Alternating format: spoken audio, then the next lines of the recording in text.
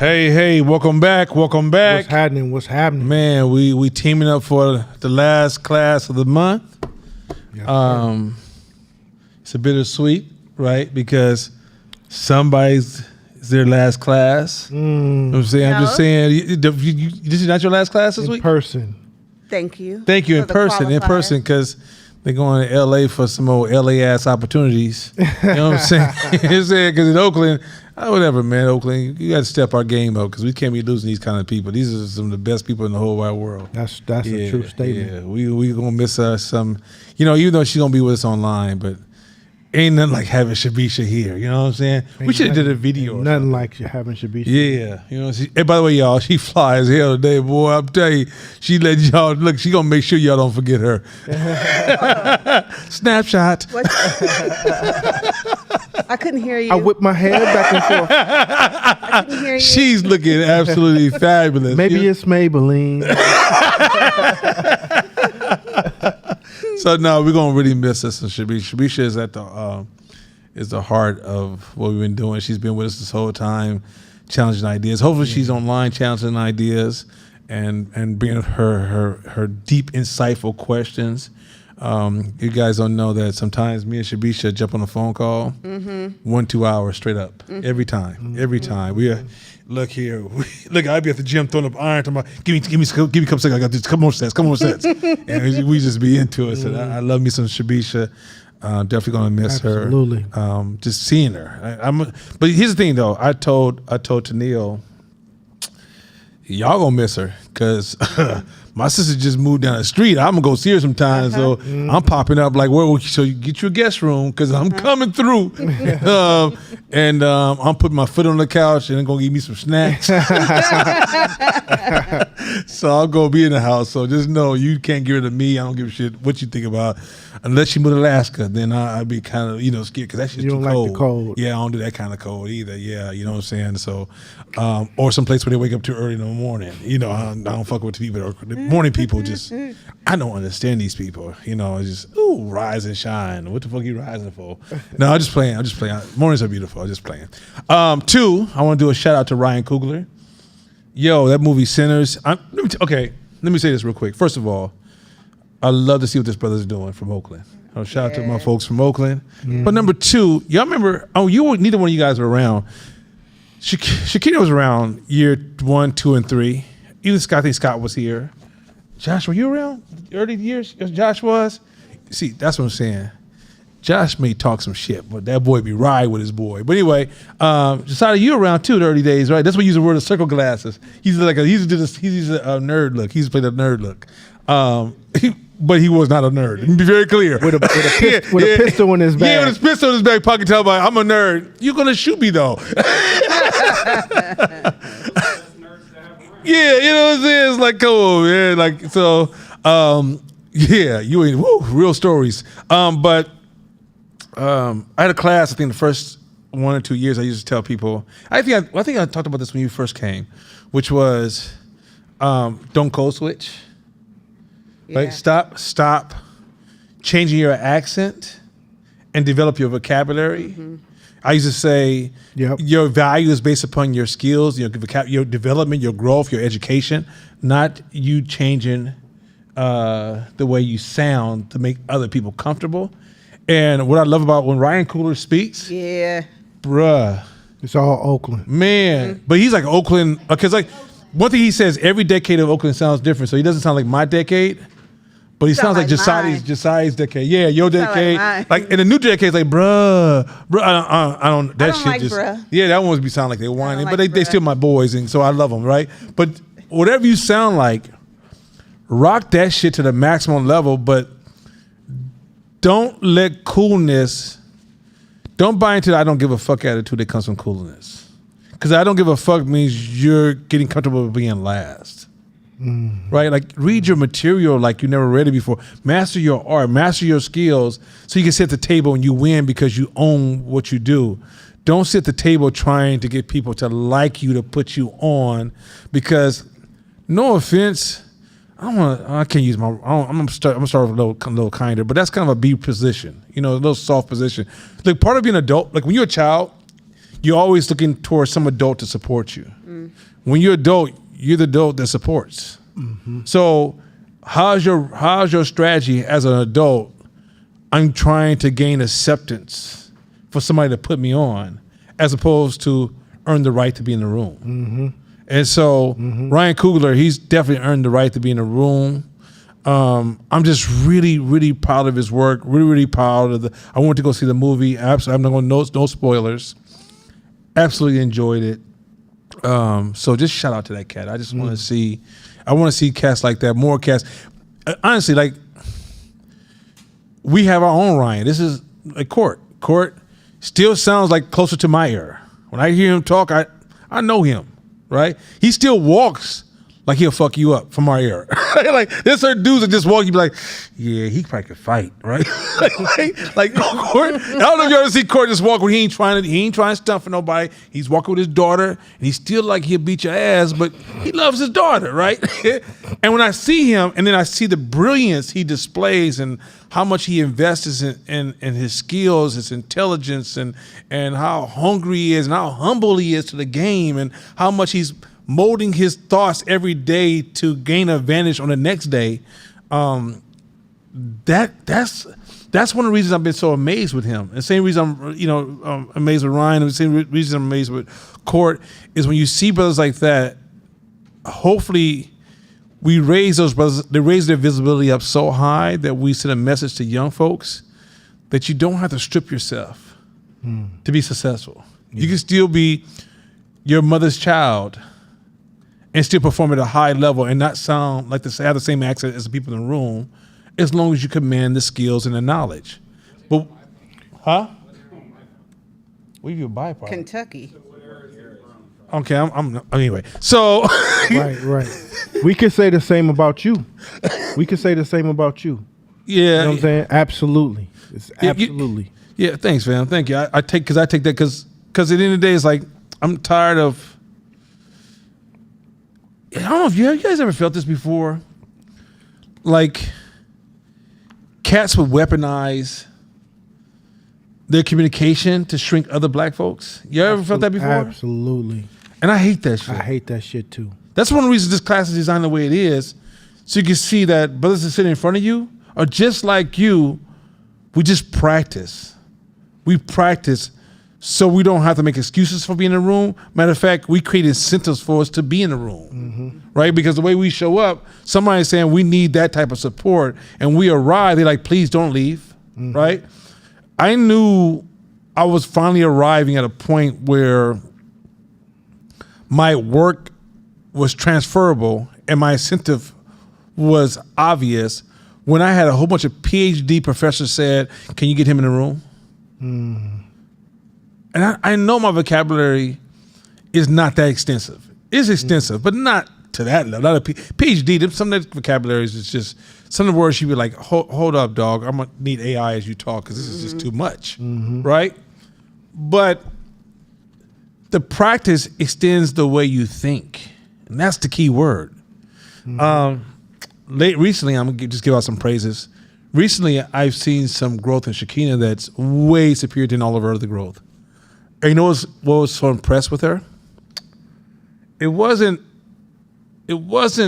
necessarily me analyzing all the details of the outcome. Is watching her circle the thought, as opposed to like arguing the one side of the thought and then kind of identifying herself to one side. She made her opening argument and said, but it could possibly, and then made the other side argument and said, as a person sitting between these two arguments, I have to think about where do I want to exist. I said, God damn it, who the fuck is this? I almost hung up my phone. Who the fuck is that? I was wanting to say, excuse me, sir, can you put Shakina back on the phone? Because your voice tricks are fucking up the game, right? And then she did it again and again.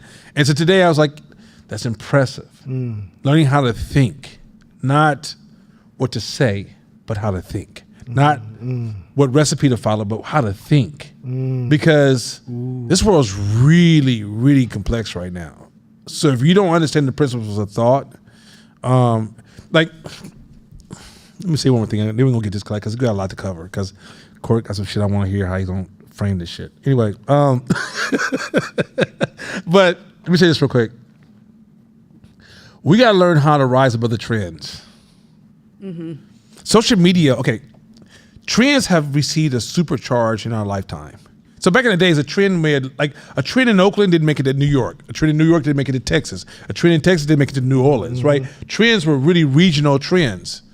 Now, because of social media, trends are one small trend in one small city can become nationwide really, really fast.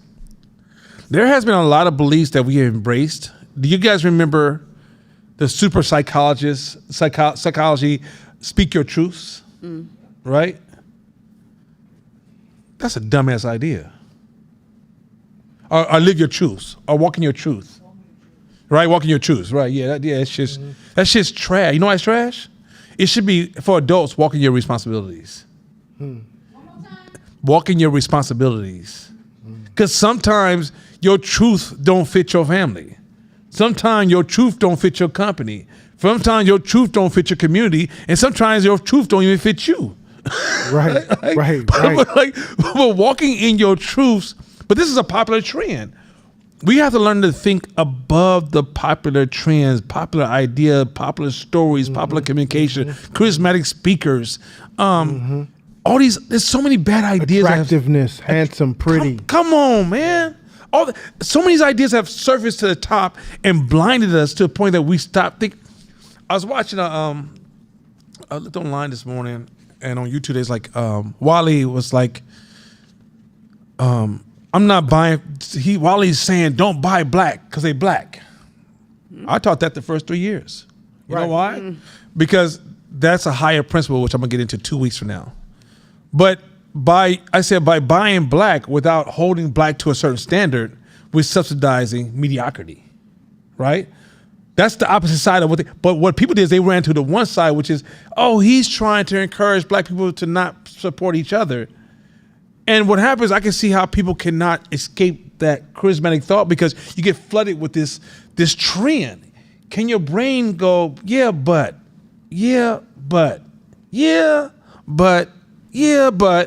right? And thinking about the trend is hearing something and going, yeah, but what else could that possibly be? And not allowing the popularity of the trend to shut down your thinking. And I think that's my biggest frustration is that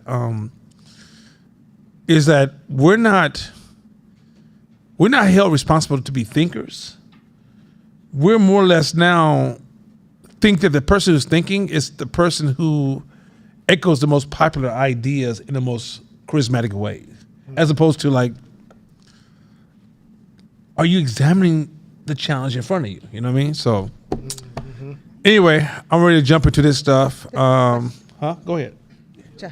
Hey, go ahead. Do you have a mic? Between walking in your truth versus finding your tribe. Wait, how do you discern walking your truth? Between finding your tribe.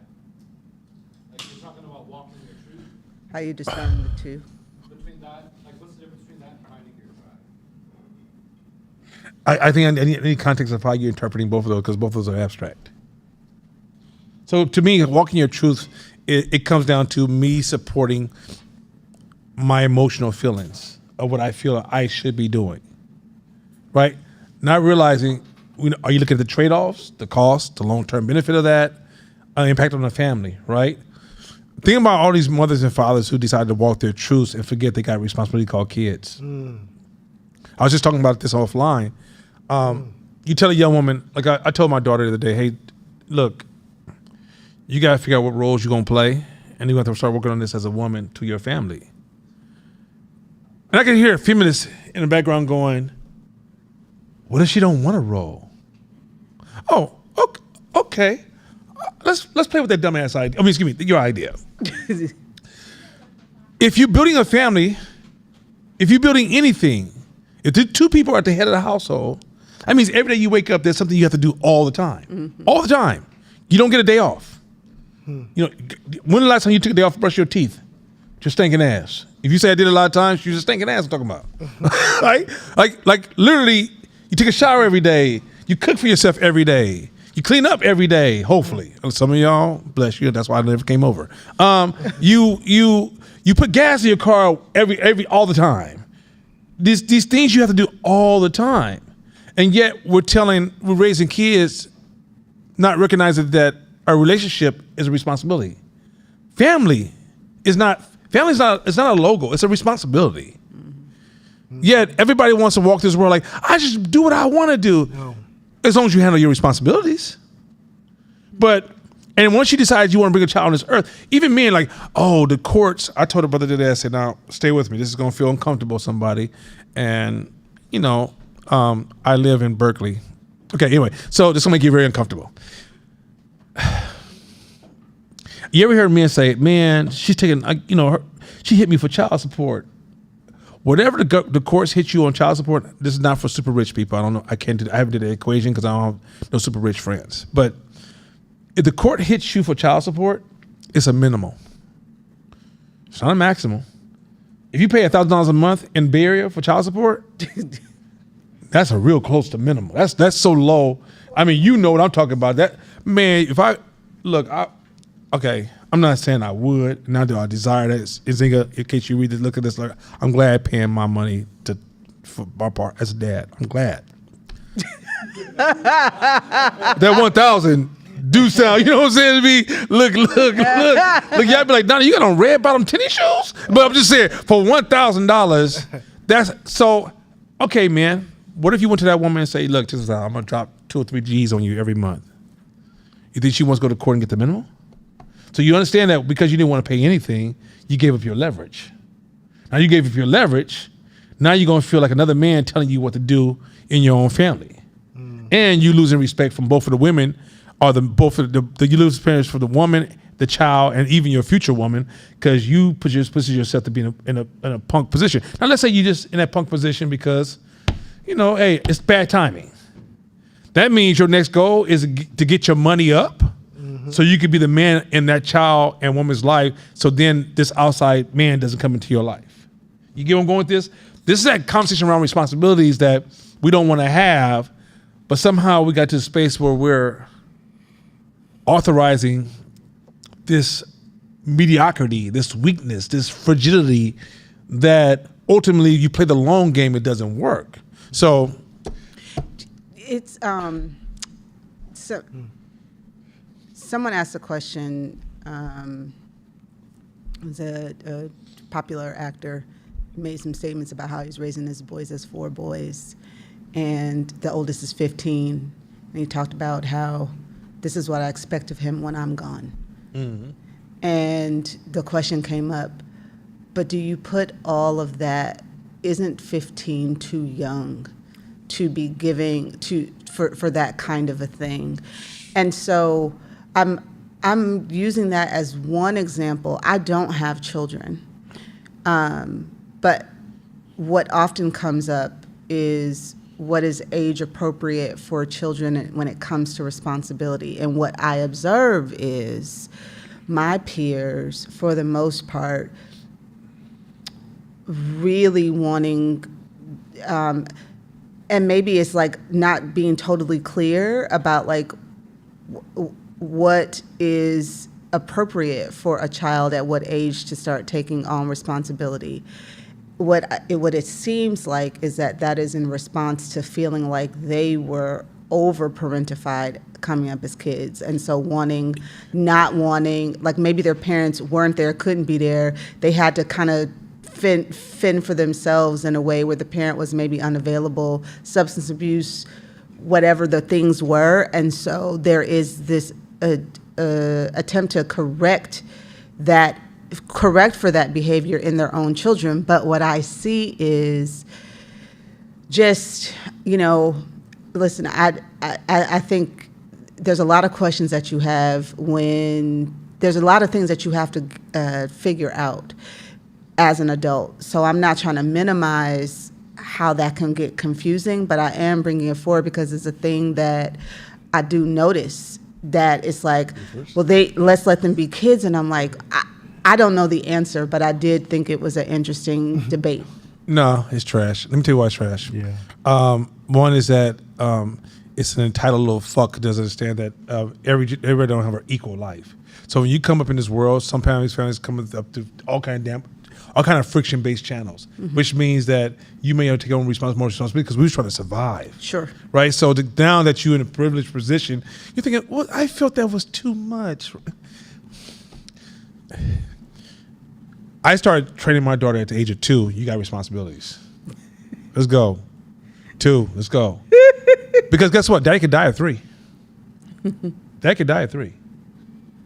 But you really want your child to just be blindsided by, what if your daddy dies and you're 14, 15, and you have access to daddy money? You want your child to know it's a responsibility and hope that maybe the world will give that child responsibility? Right? We don't live our lives for reality, which is winter's coming and it comes at different times for everybody. And when that shit arrives, I need my child to hold it down. What happens if a mother is a single mother and has to get to work on time, and otherwise she's going to lose her job, because the economy's kind of tight, and little sister got to get picked up, and 14 needs to go get the little sister. Right? I was walking home from school at 5. Yeah. Right? Like we didn't have the convenience of nannies. What the fuck is that? I didn't have. Everybody was at work, so uncles and aunties couldn't even take me, and I had to figure out how to get through the bullies, the crazy folks. What's the dude they used to call? They say if he catch you, he'll rape you. There was a dude. God, it's a name. I know what you're talking about. I know what you're talking about. When the dude that was in prison? There was they made him up. He was a native man. He wasn't real, but they made him up, and he was like Diddy Boo, some weird name they used to have. And if he catch you, he'll rape you. So we would like run home every day and never hang out in certain areas.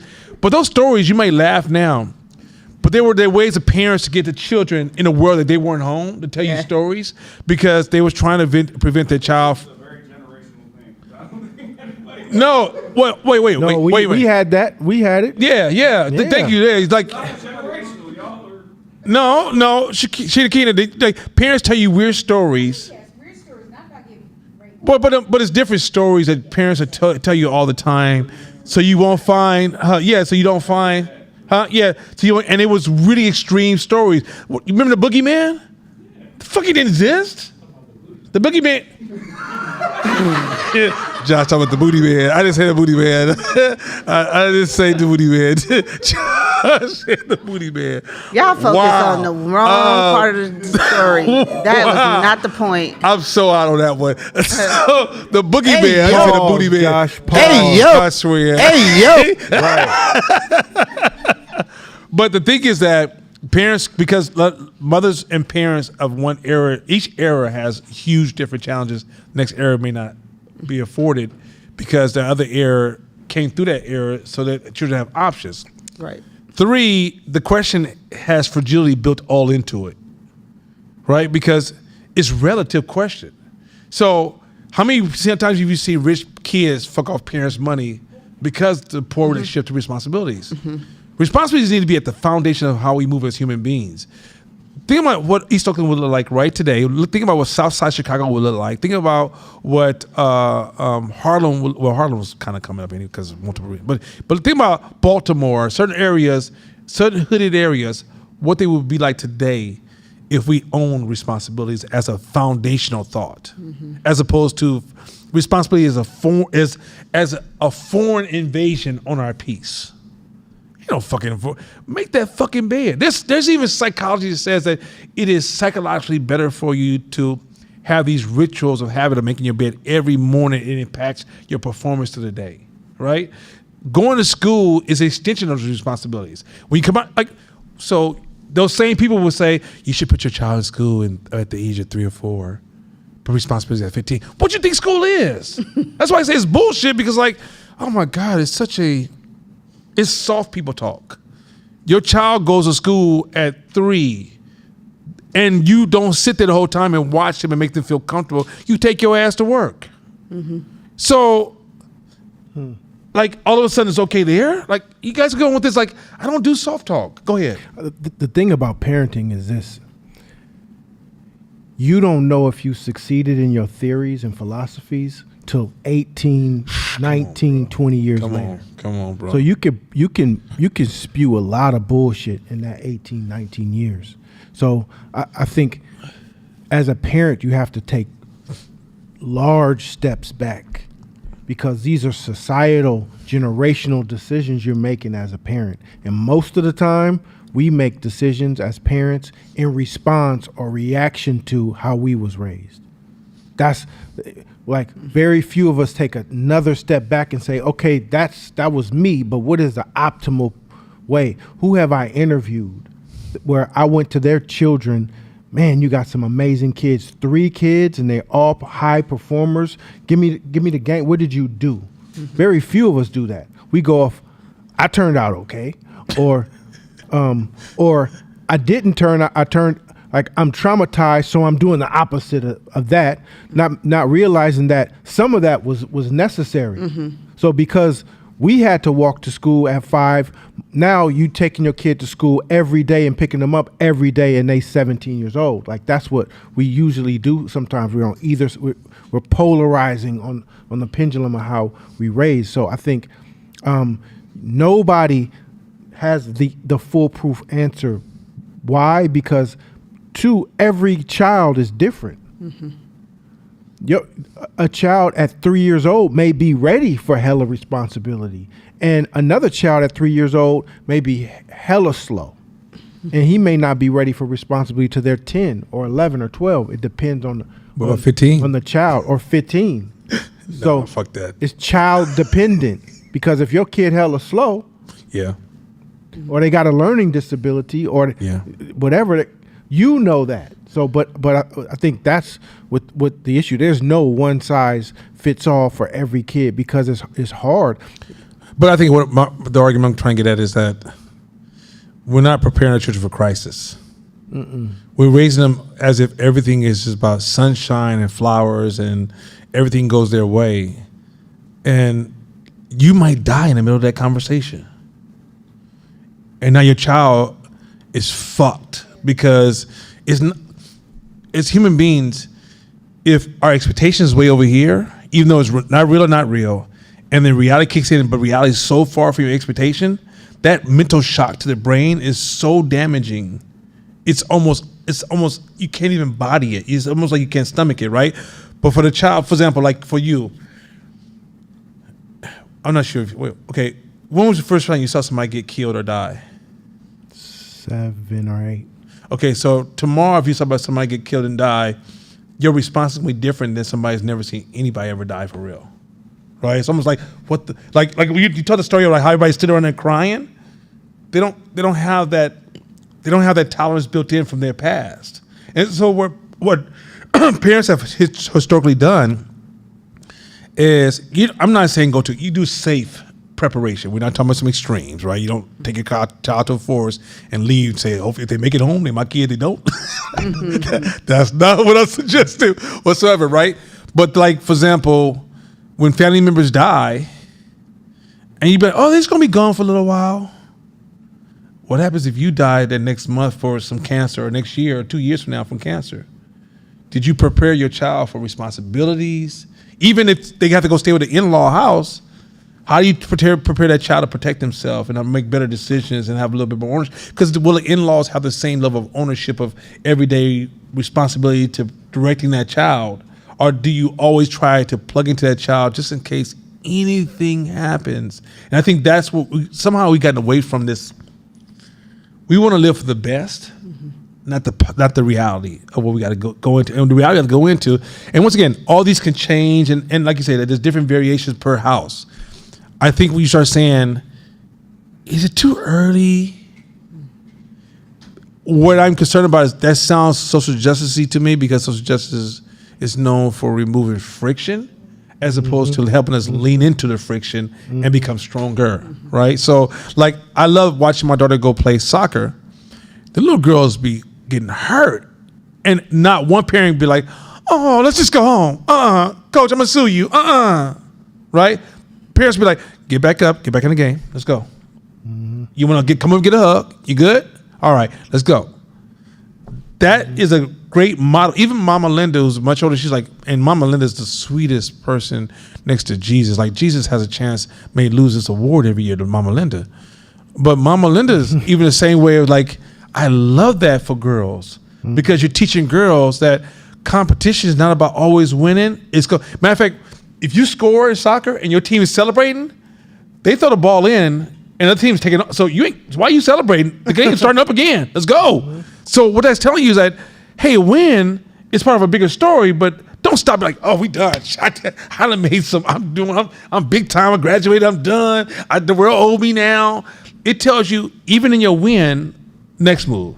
Then your win, next move. So there's an element there that to me, and it's really like issuing in healthy friction to make our children stronger. So the next day we don't find our children want to commit suicide or they're super depressed because we raised them to say the world should just be happily ever after. I used to hate the story when they tell girls the prince came along and then they live happily ever after. And then you see these young black girls. Now I can't talk for white girls.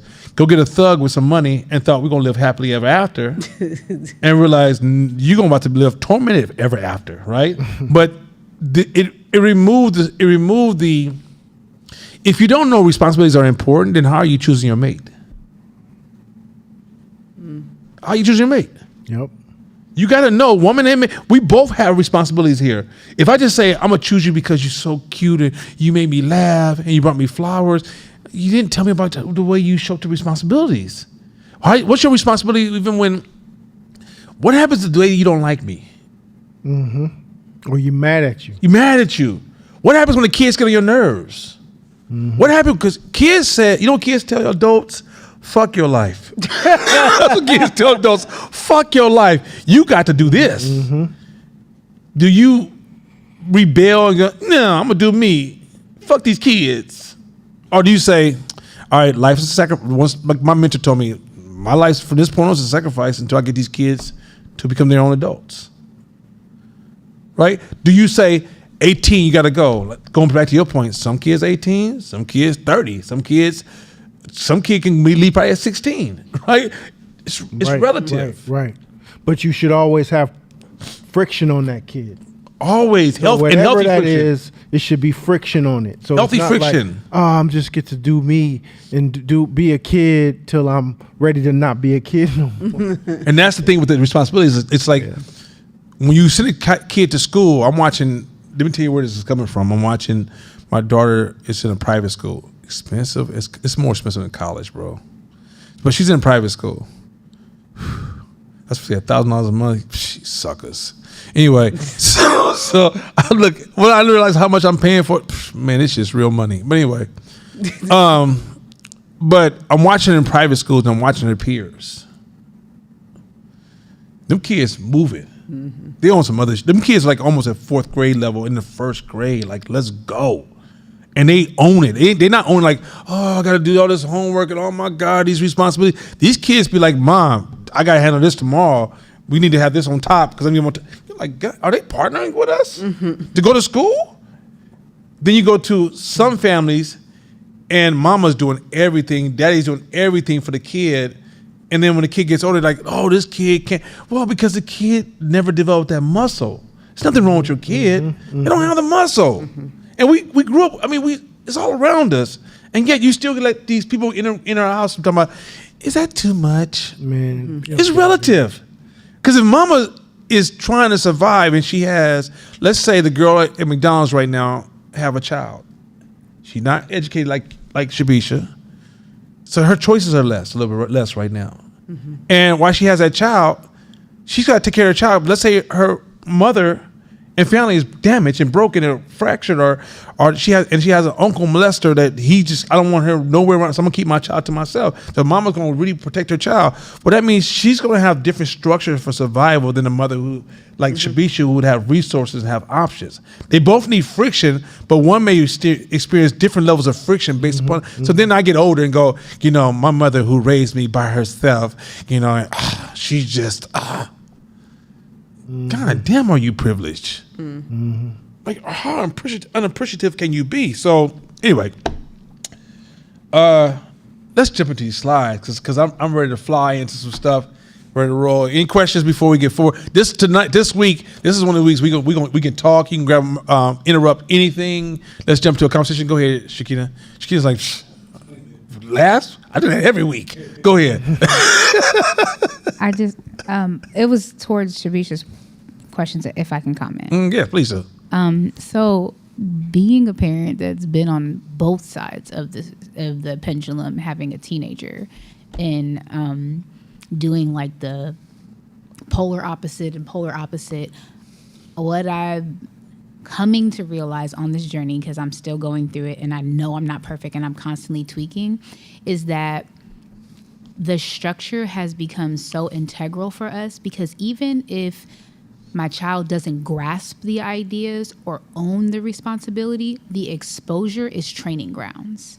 So being 15 and now their brains are turning on to, oh, well, what do I want to do? In 3 years, I'm going to legally be expected to be an adult. I'm not ready to be an adult. I have all these things that I feel uncomfortable with. And then they start panicking and I'm like, cool. That's actually a beautiful space to be in, because now we get to use all these opportunities while you have a safety net to be able to say, oh, well, what happens when I do this? Or this is really hard and I don't want to do it. And like guiding them through pushing through that process. Because I think it's kind of crazy. Like I moved out really young at 16, not because I wanted to, because I had to. And so I remember when my daughter was younger and I was so overwhelmed by becoming a young parent that I had this idea, oh, I can't wait till she's 18. I can't wait. Like I said that all the time. Anybody that knows me knows that I was like, boy, I'm a Mary Poppins this all the way until 18 and I'm done. And then I was like, I kept on living, kept raising her, started realizing I needed to like partner with her to parent her as she got older, which is why there was so much friction, because I had this totalitarianism thing.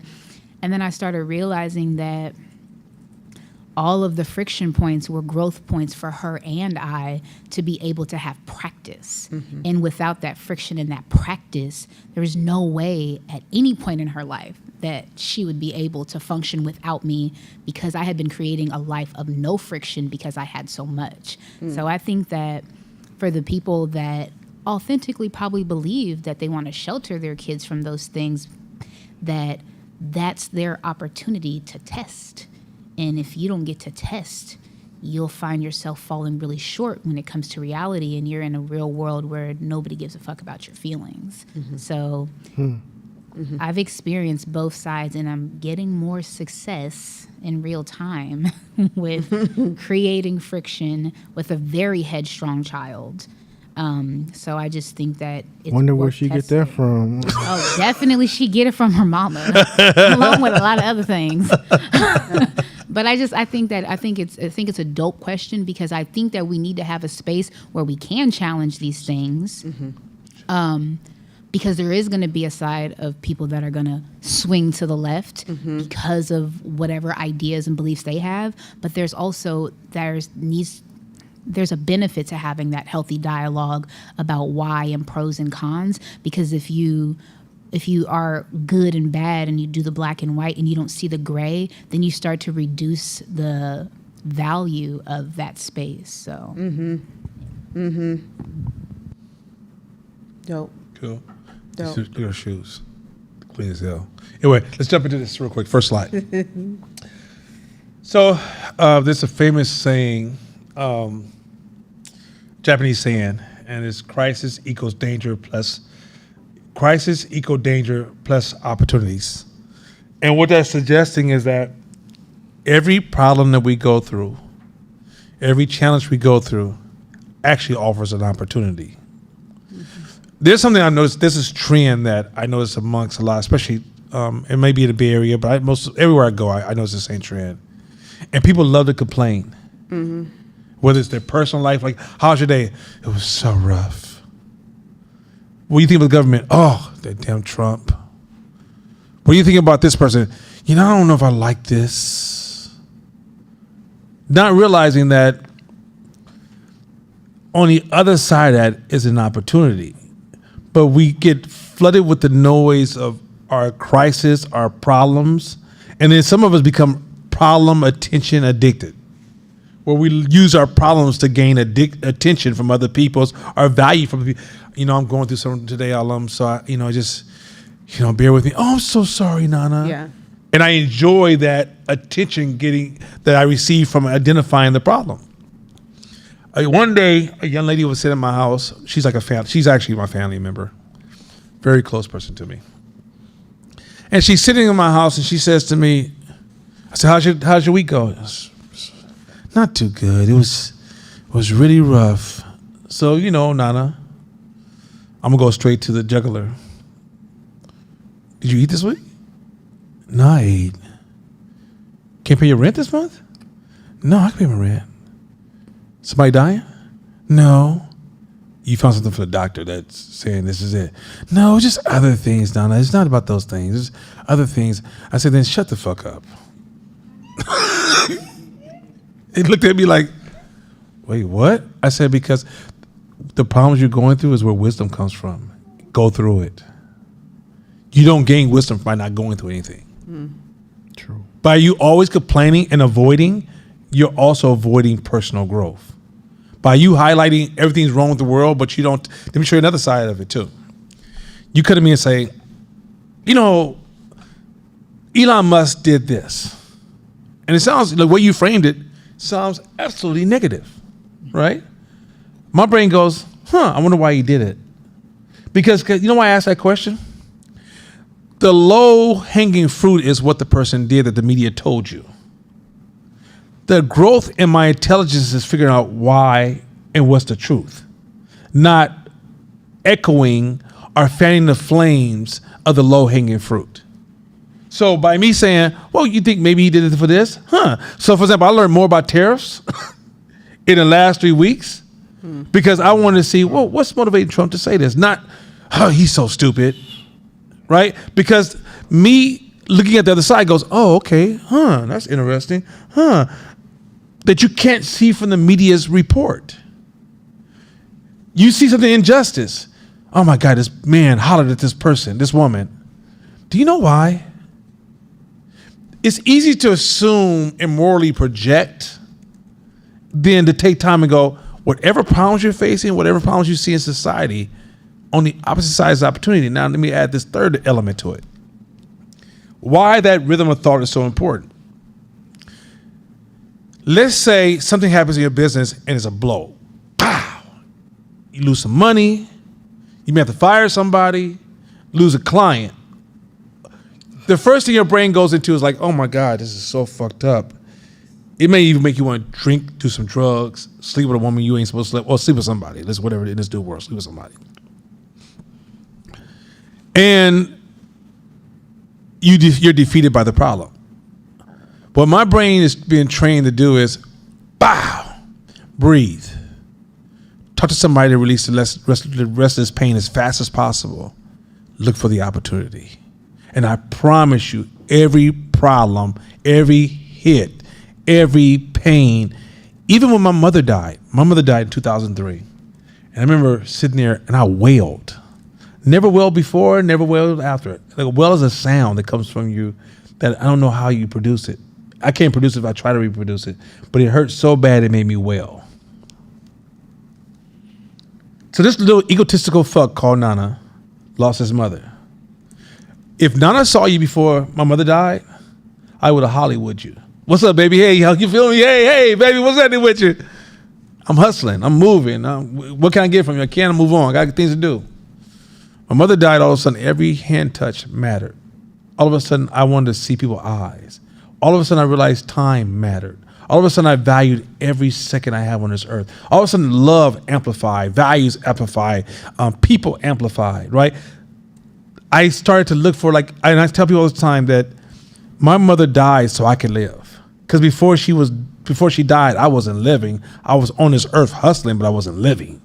I started to live and appreciate life and the smell of trees and flowers and plants and animals, things I didn't give a shit about.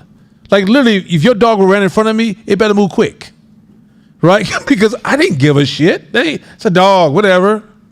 That's the world I grew up in because of the trauma that I grew up in. My mother died. It turned me into a human, a level that I just like, damn. It's almost like it was a download. Every crisis offers an opportunity. Why many don't see the opportunity? Because they overwhelm themselves with the crisis. They literally sit there and be like, oh my God, I'm going through this. Oh my God, this is so bad. Oh my God, oh my God. When you watch somebody who uses the word oh my God too much and talks and highlights the problem too much, look at their lifestyle. Their lifestyle fits their problem acknowledgement.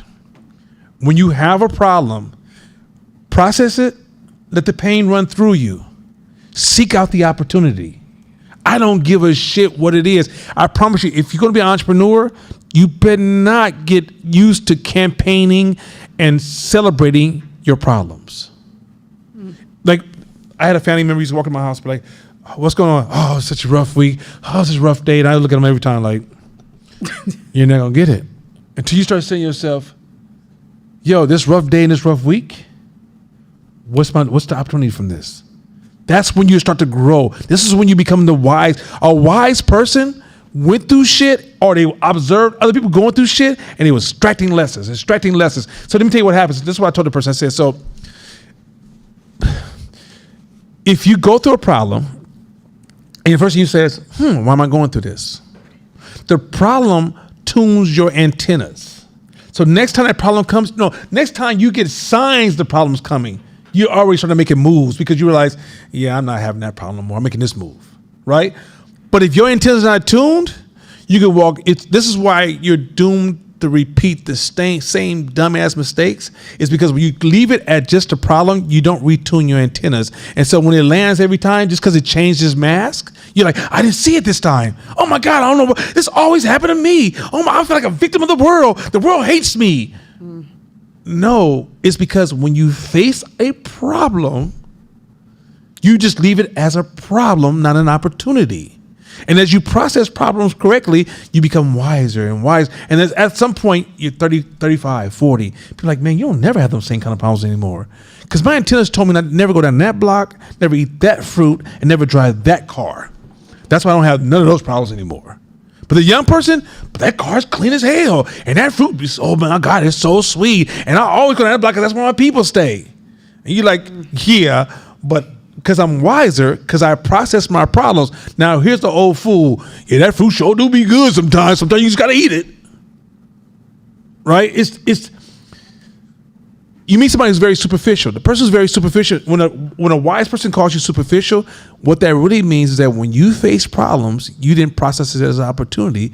You face problems as just problems. You victimize. You say, oh my God, this problem's bigger than me, and I'm a victim, and oh my God, help me somebody. And guess what? You're just as dumb as you were when the next problem shows up. That's just like it. Just like it.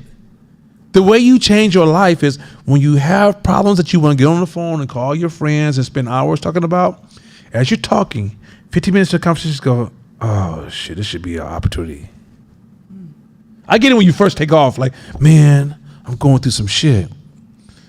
You need to do that, right? You need to do that. You need to say, man, I'm going through some shit. But as you say, I'm going through some shit, you're releasing. You're getting yourself emotionally stable because you're a human being. But then after you become stable as a human being, you know what your next move is?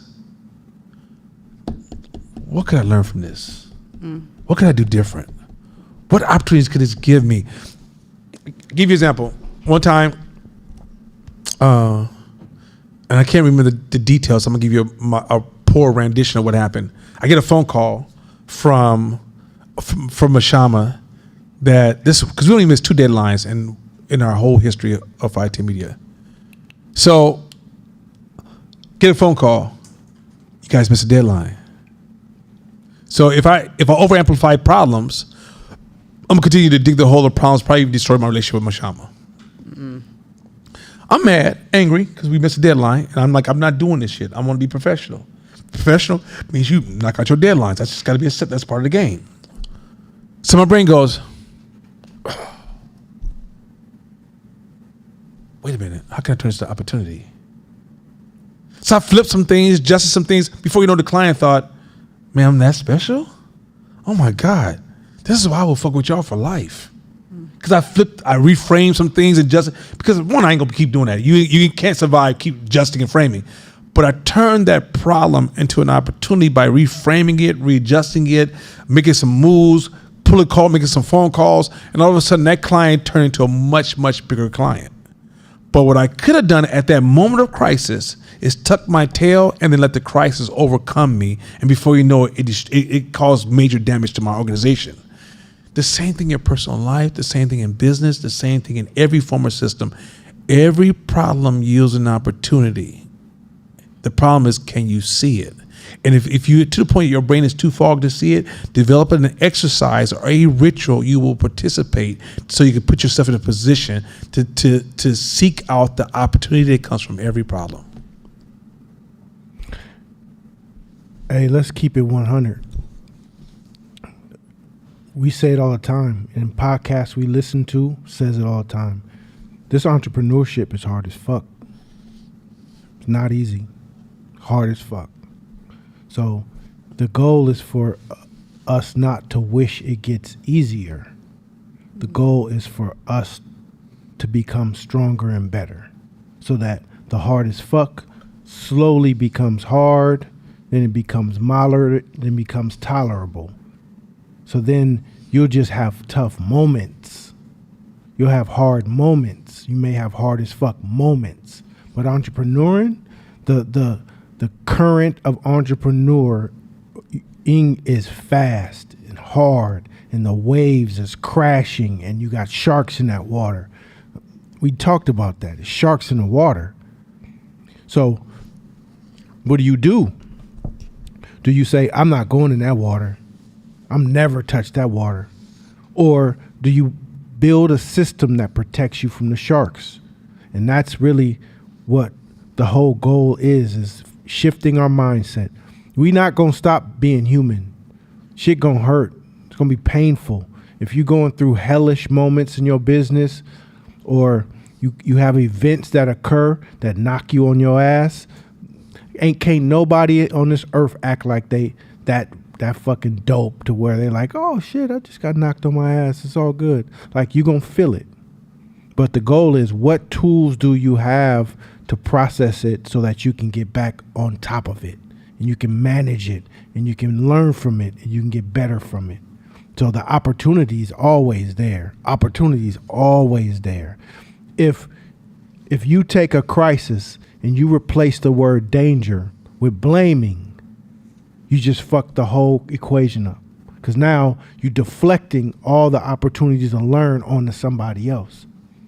So don't, like, our job is not to make shit easier. It's for us to get stronger, us to get tougher, us to get better, us to get more equipped and wiser.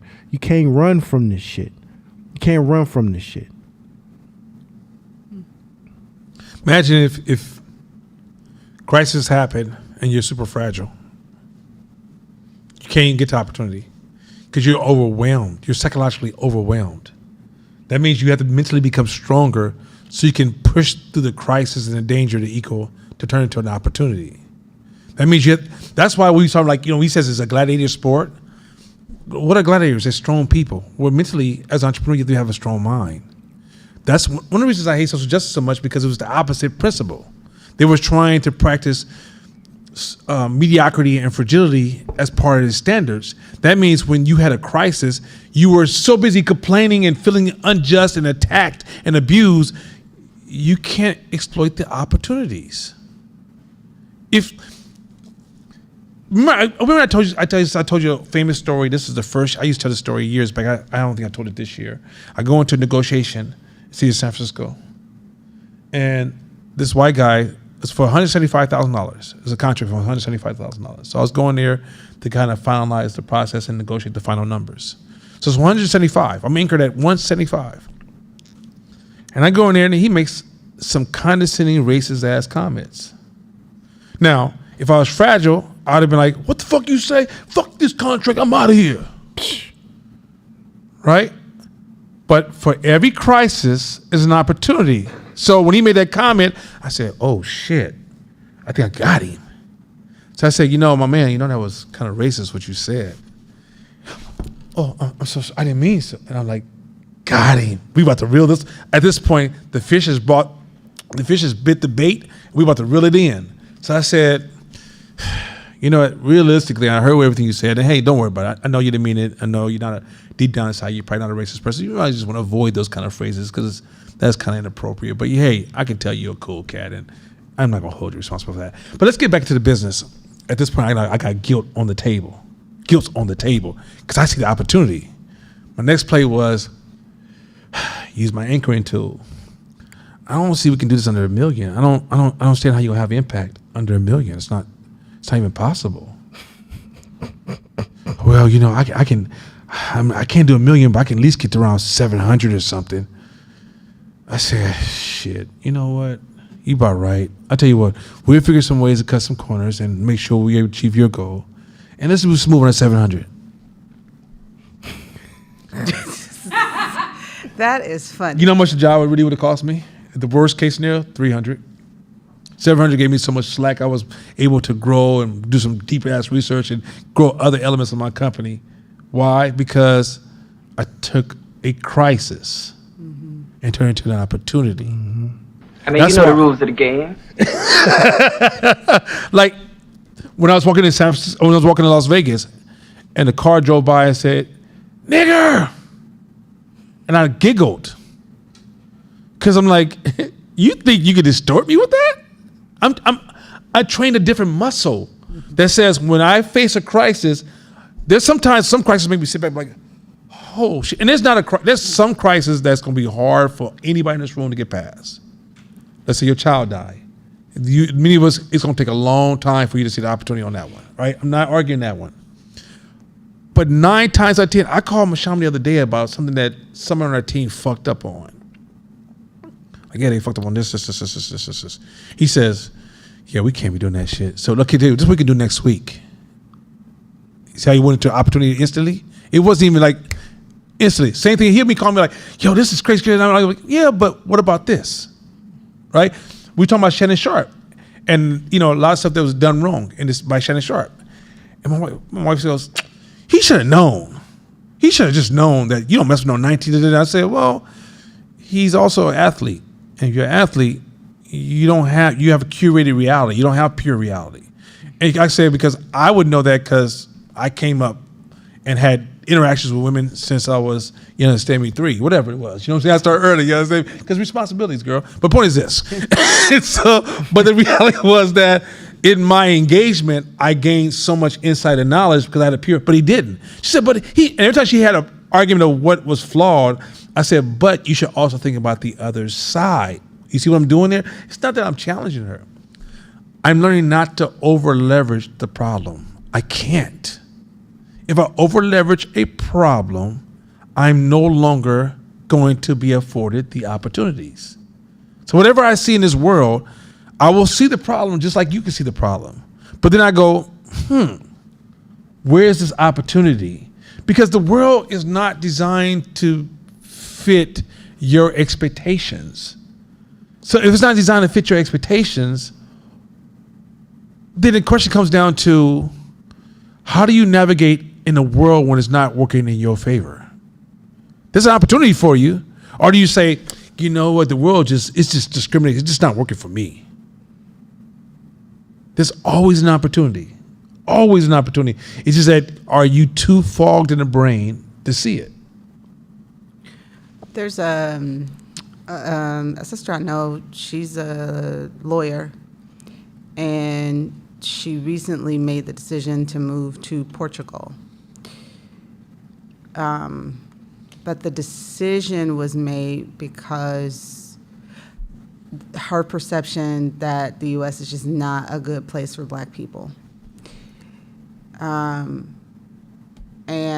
so she is from the West Coast, and whatever.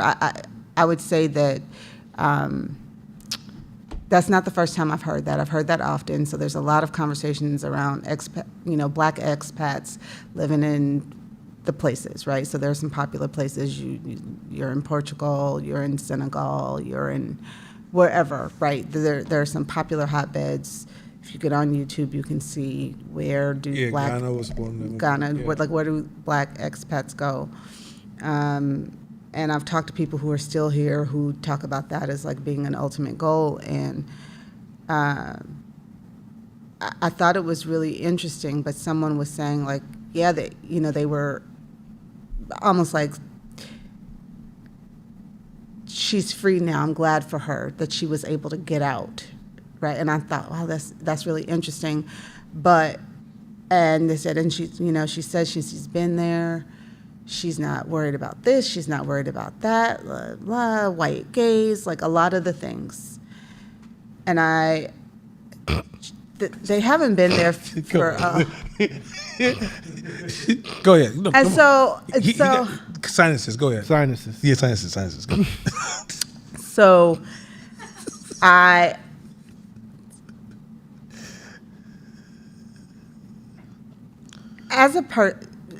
so I was trying to understand it because my mind just doesn't work that way.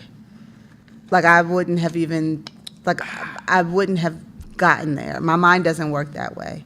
So, you know, me, I'm always trying to like, what was that? And why is this so fascinating to everyone? But in my mind, this conversation is kind of flying.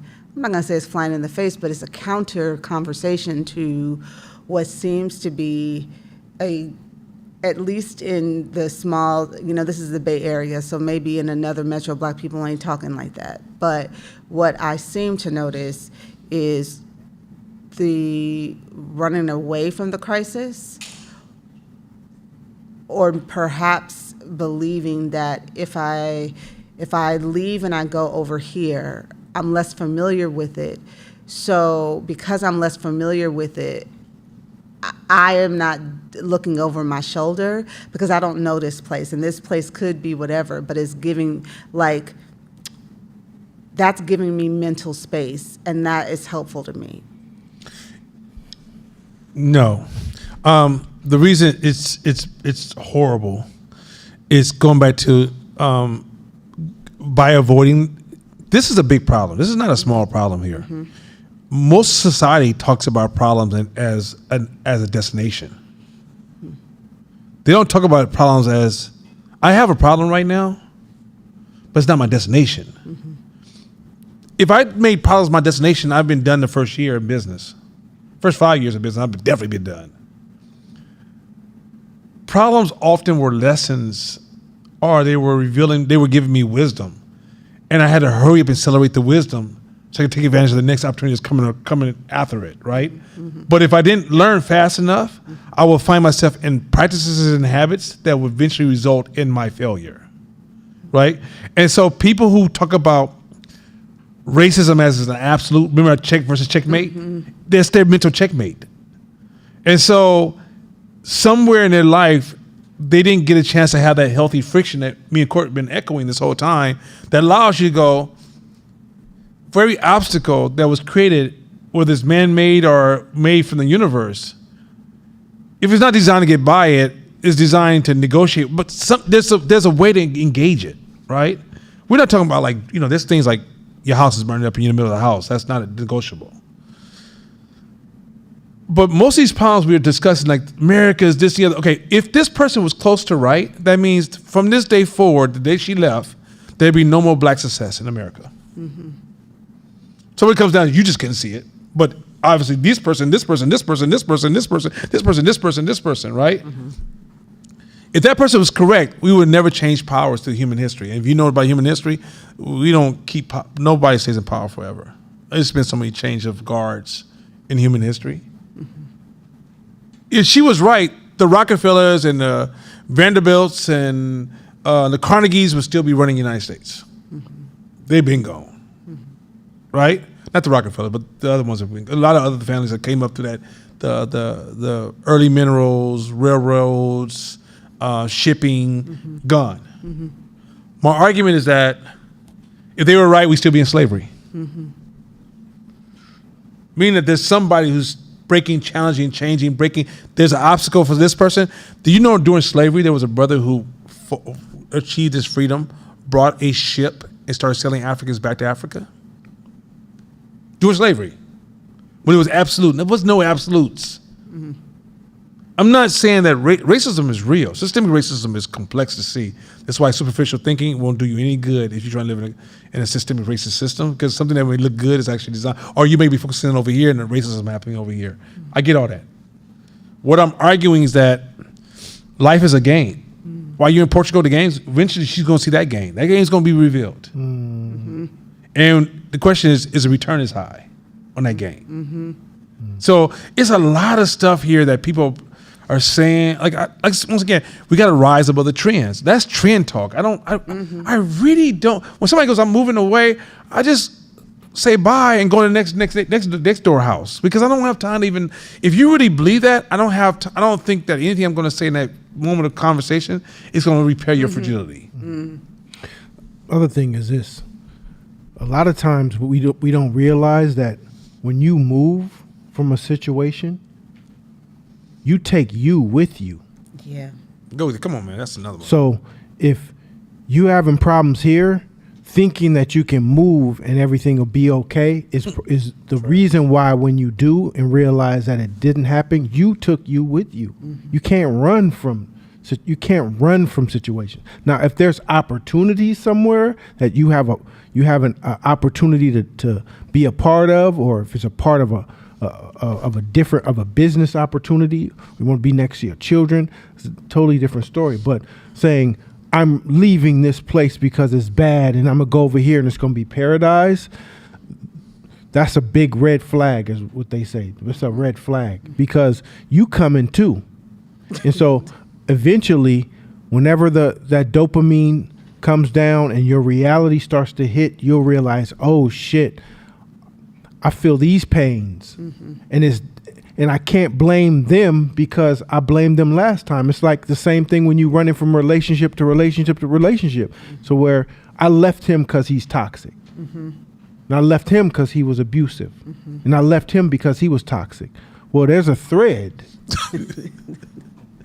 You the thread. So we gotta a lot of times be comfortable with, okay, what can, like we was talking about before, what can I learn from the situation? What can I learn about America? What studies can I do on all countries? Like what can I learn? What does America owe me? What opportunities avail me in America versus other places? Versus just my feelings of like, I don't like how y'all looking at me. I don't like how you see me. I don't like the dialogue that you guys have around me. Like, wait till you get to those racist parts of Portugal where they're calling you the N-word to your face. They don't like your skin. And who you gonna tell? You can't go to the police because you're not a citizen. So now you're like, man, I don't have no rights over here, but you stuck. So like this class and entrepreneurism that we speak is all about releasing the victimhood of all of it. Like, start where you stand, figure out how to grow where you are, and you'll be strong almost anywhere. Somebody was telling me about California, and like, how can you guys even think about entrepreneuring in California? It's so expensive. And I'm like, that's why. So I'm like, I was like, shit. so I'm like, for real? The reason why I say for real, because I don't know no difference. So you can't take me, like, I have no reference to no other place because I've only grew up here. So is it expensive? I don't know. So like, if I'm not thriving here in California, then what makes me think I'm gonna thrive in another state? Because everything's gonna go down, including how much people are willing to spend. I mean, going to your point, like, I would be like, oh, it's so expensive in Oakland. Okay, cool. I can charge these prices now. I can run this kind of business now. I can afford these opportunities now, right? And if it's so expensive, that means I need to turn my game up where it's not so expensive for me, right? It's like, that's when you see the problem offers opportunities. But if you say, oh, everything's changed. You ever see somebody like fail and they start complaining about all the things that's changed that caused their failure? And it's like, you didn't get this equation. So this is a value equation. It's a value equation. Like, this is the way you should move through the world, that every crisis offers an opportunity.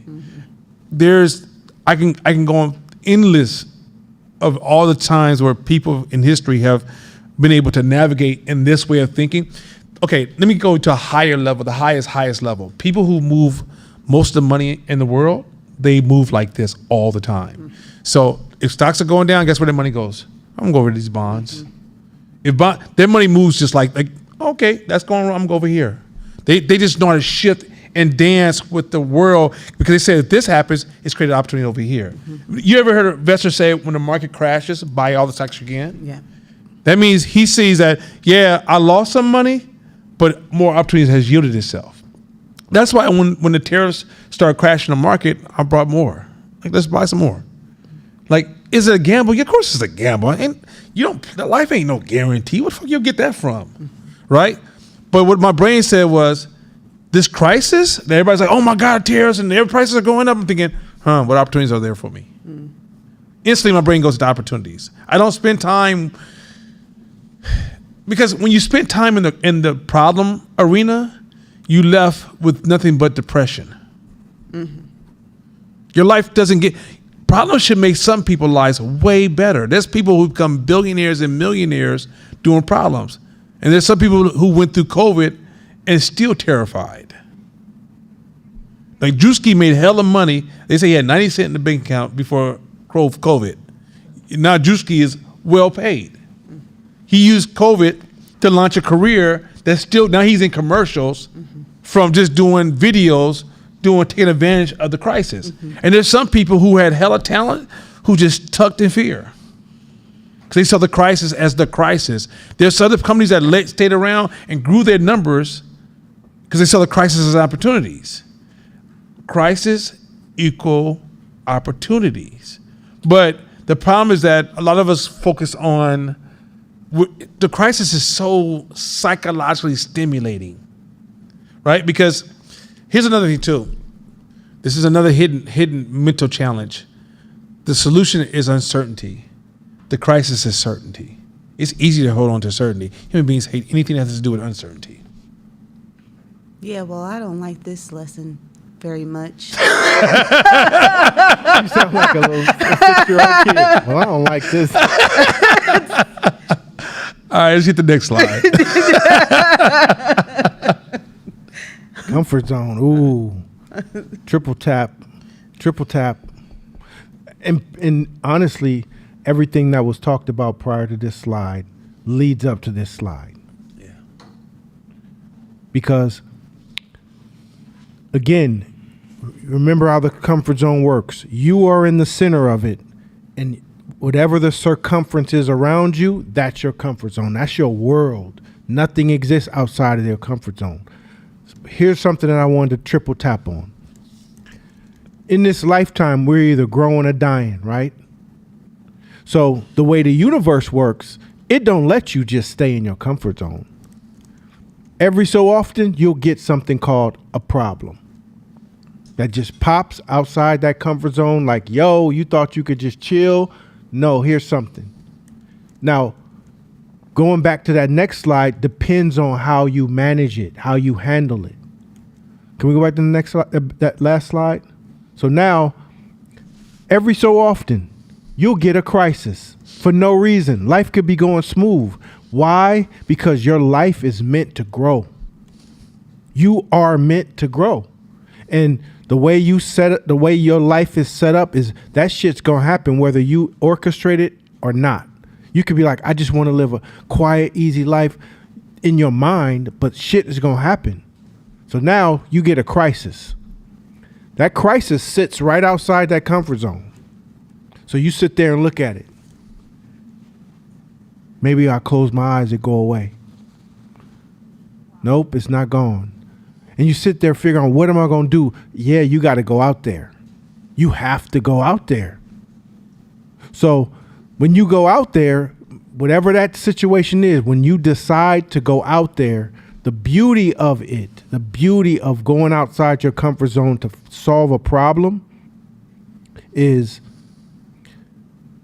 you don't just grow in that area. Your whole circle gets bigger. Anything like that problem you had now is solvable to you. That's the beauty of the comfort zone. So if you learned to negotiate, say you learned to negotiate, because for the longest time you said, I don't like talking about money. I'm an entrepreneur, but I don't like talking about money. Mm-hmm. A lot of entrepreneurs told me that. Mm-hmm. Right? But you got to talk about money now. You got a deal on the table. You got to make this shit happen. You got to speak on it. And you get outside your comfort zone and start talking about money. Maybe you take some classes. Maybe you read a book. Maybe you get practice. Maybe you role play with somebody. And now you get pretty good at talking about money. It was uncomfortable before. But guess what? You have to have an uncomfortable conversation with your partner. Now you've realized, damn, this is easier than this has been before. Mm-hmm. You got to have an uncomfortable conversation at the restaurant, with your friends, with your children. And now for some weird reason, it seems easier. All because you stepped outside that comfort zone with being a better negotiator with money. That's how the comfort zone game works. That's why this shit is so fucking powerful. Always embrace the things that come outside your comfort zone as opportunities. Because guess what's going to happen? You won't even realize the benefits that come from taking on that challenge. Now, the opposite happens. If you look at a crisis and you take it on, and it's not an opportunity, scary, why does this always happen to me? But then that problem outside your comfort zone will go away. It's going to go away. If you cat off with not taking care of that, it's going to go away. But guess what? That motherfucker's going to come back bigger. You had a little scratch on your window. Fuck, I just don't feel like taking care of it. Then 3, 4, 5 months, that crack is across your whole motherfucking windshield now. And guess what? You're on the freeway on the way to a big deal where you can make some big money. And guess what happens? That shit cracks where you got to pull over now. Fuck. Yeah, that's what happens with the comfort zone example. Now, what entrepreneurs do, if you're really in this game, go to the comfort zone slide. If you really playing this game, not only are you tackling the things that pop outside your comfort zone in that manner, but you're also creating situations. You're putting yourself out there. You're acting out on your own fears. You're putting yourself in uncomfortable situations all the time. You're creating healthy stress for yourself so that your comfort zone is expanding all the time. Mm-hmm.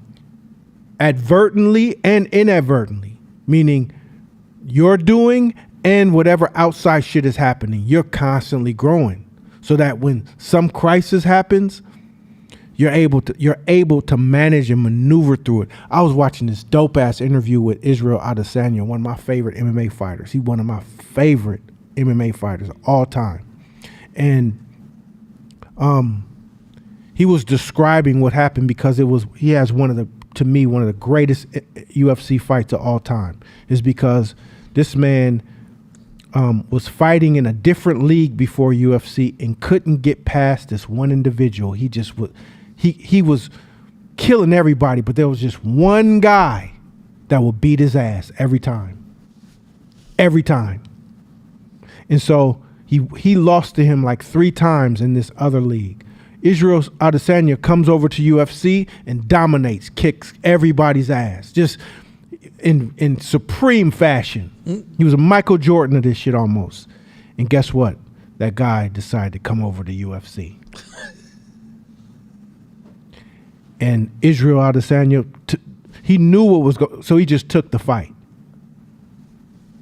I know what he's doing. I know he's coming for me. And everybody knew it. Oh, because Israel wiped the whole league, wiped them. It was nobody who can fuck with him. So people wanted him to lose. Guess what? He lost. He lost to him. Israel took the rematch immediately. When he took the rematch immediately, everybody was glued to that fight because we was like, come on, Izzy, you could do it. It was like all of our inner childs and all of our bullies and all of the people who kept chasing us and following us, we were all watching with that energy. And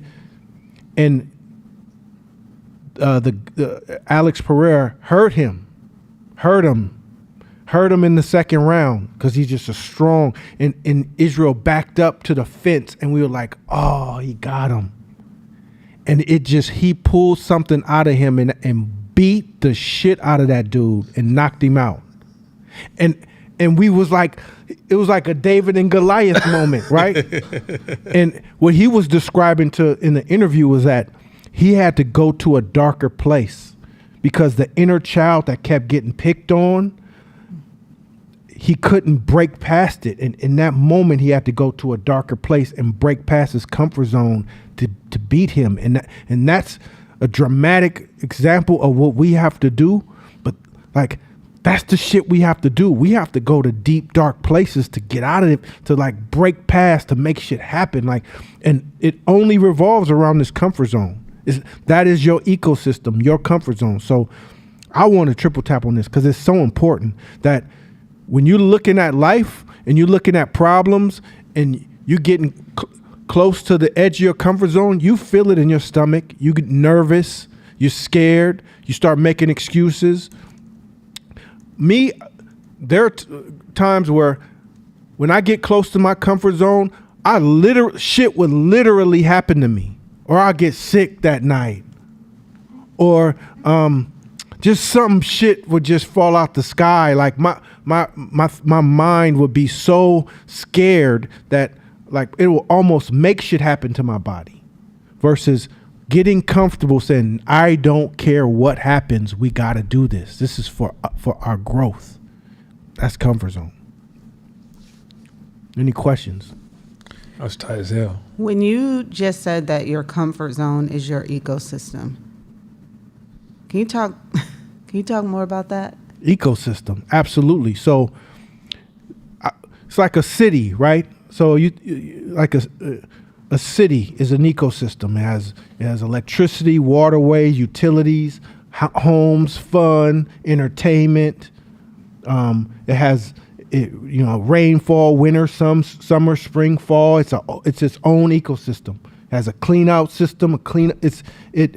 What it does is it's your world. Your comfort zone is your world, and you created it. You created it from the day you were born, with all your beliefs, all your actions, all the tools, all what you like, what you don't like, what you've watched on TV, what you believe is success, what you believe is failure, all the shit. So you created that ecosystem. Well, we don't realize that it's just a tiny slither of the world. This tiny slither. It ain't really the real world. It's your ecosystem. So if somebody says, I don't eat that, why? Have you even ever ate it before? No, I just don't eat that. That's because you're saying, oh, that's outside my ecosystem. That's outside my comfort zone. And there's a big, large wall around here this is my survival, this wall. So we don't fuck with nothing that's outside these walls because it's too uncertain. It's too uncertain.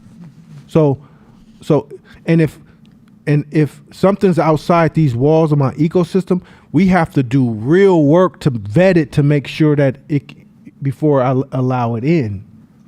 So your ecosystem is your comfort zone. Now, as a I'm not gonna say that because I'll get fucking paused. As a person who grows. That was his daughter. Did y'all see his daughter in his face? That was cold. He's like, that was his daughter. Oh my God. Yeah. Bruh, because I knew what he was gonna do. As a person who's invested in growing, then you have that comfort zone has to be thin. Comfort zone has to be thin and flimsy in order for you, because you're constantly. What happens in crisis? What happens in crisis? How are you gonna climb? Sometimes we kill ourselves because our walls are so high, we didn't create no outs. If it's a fire inside your comfort zone and you create these high ass, thick ass walls, how you gonna get out? So you have to create outs, but that's the ecosystem. Scholar Rock. First of all, I'm sorry. You looked at me like I was Josh. I was like, God damn, Court. Nah. Demondre and I were the other day. We're having a really great conversation about our love for street photography and how it's really helped us personally grow. First, on the level of like a little bit of like social anxiety, because when you go out into the world, you just don't know what you're going to experience, who you're going to run into, yada yada yada. Especially in downtown Oakland, you're running around with like a couple $1,000 camera trying to get these photos. It's the wild. You don't know what's going to happen. It could go a number of different ways, but just going out and experiencing that as a practice every day is this amazing, beautiful gift that the world has. But you have to get outside of that zone you're talking about. And some of the best situations that we've had, we were talking about just different interactions, have been just in the street where you just roll up and the spontaneous conversation starts because you got the camera, and you end up meeting somebody that becomes either a great friend or a great client or just this incredible interaction. But the other part of it too is you're in an environment that's constantly changing all the time. And so as a photographer, you have to be able to go out and constantly change in that environment, and you just can't stay in the same situation. So I appreciate your sentiments. We were just having the same conversation, different context. Hell yeah. Remember when we first met, you know, I had this belief system in my comfort zone about just people in general. So I didn't like speaking to strangers. I just didn't give a fuck. Like I didn't have fuck you money, but I had a fuck you lifestyle. Like I generate my own revenue from my own shit, so I don't need your approval or disapproval. So I don't really. So my fears around my interaction with people just kept me from talking to people. You know what I'm saying? Like because I had fears that people were racist or people were scary or scared of me or this and that or judge me wrong or based on things that's happened in my life. You know what I'm saying? Open up your backpack. I want to see, like, motherfucker, I'm shopping. I'm about to buy something. Let me see what's in your bag. Like, those experiences that's happened to me created this narrative in me that kept me in my comfort zone of like, I don't, fuck you. I don't need you.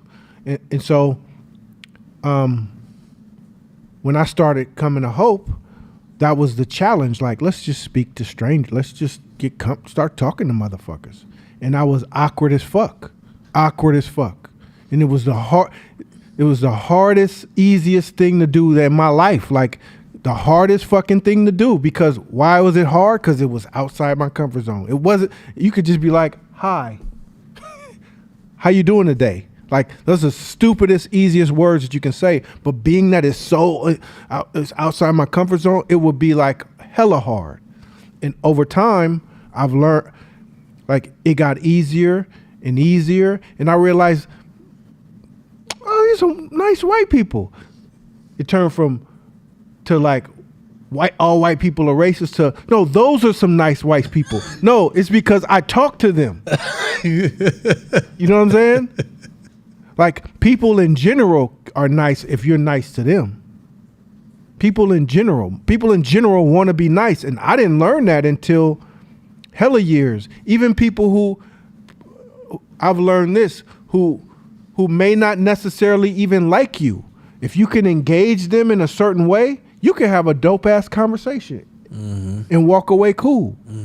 So that it took me years of learning that, you know, to now I'm better able to strike up a conversation with somebody just randomly on the street and walk away like, oh, that was a cool dude. They was always cool. They were just outside my comfort zone. All right, here's the next slide. The reason I'm not going to speak on this is because that was magnificent. Go ahead. Next slide. Thank you. No, I love the way he framed it. I was like, that's pretty damn dope. And to add to that, I feel like I just be just going blah blah blah blah blah. Like, that was just so good. Okay, go ahead. Go to comparisons. Comparisons, man. This is another triple tap comparisons. So,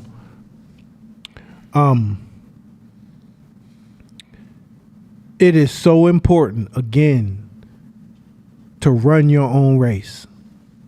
Come on, man. So important to run your own race.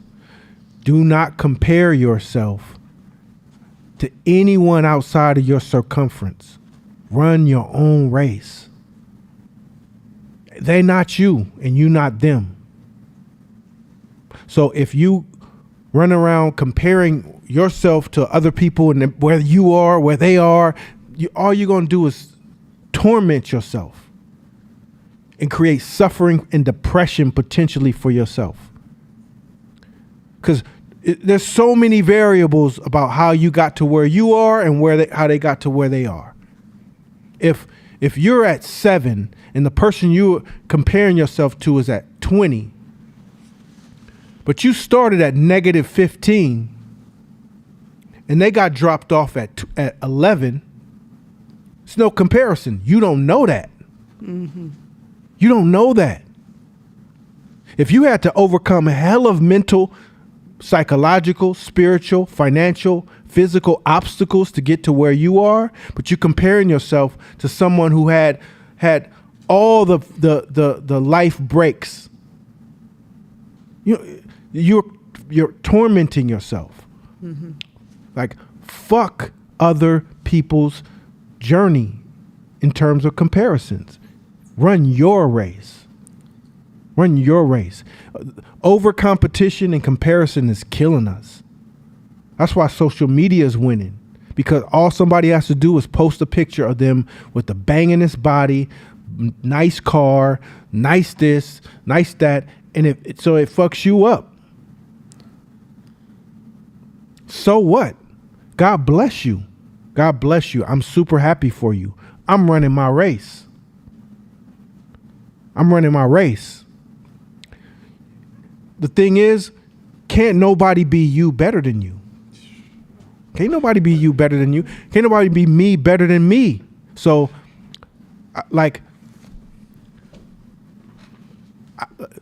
personally, I don't compare myself to nobody. I just try to get incrementally better.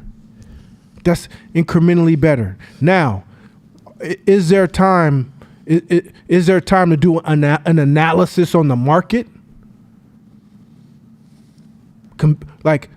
Look at do a comparison model around companies like yours? Of course, absolutely.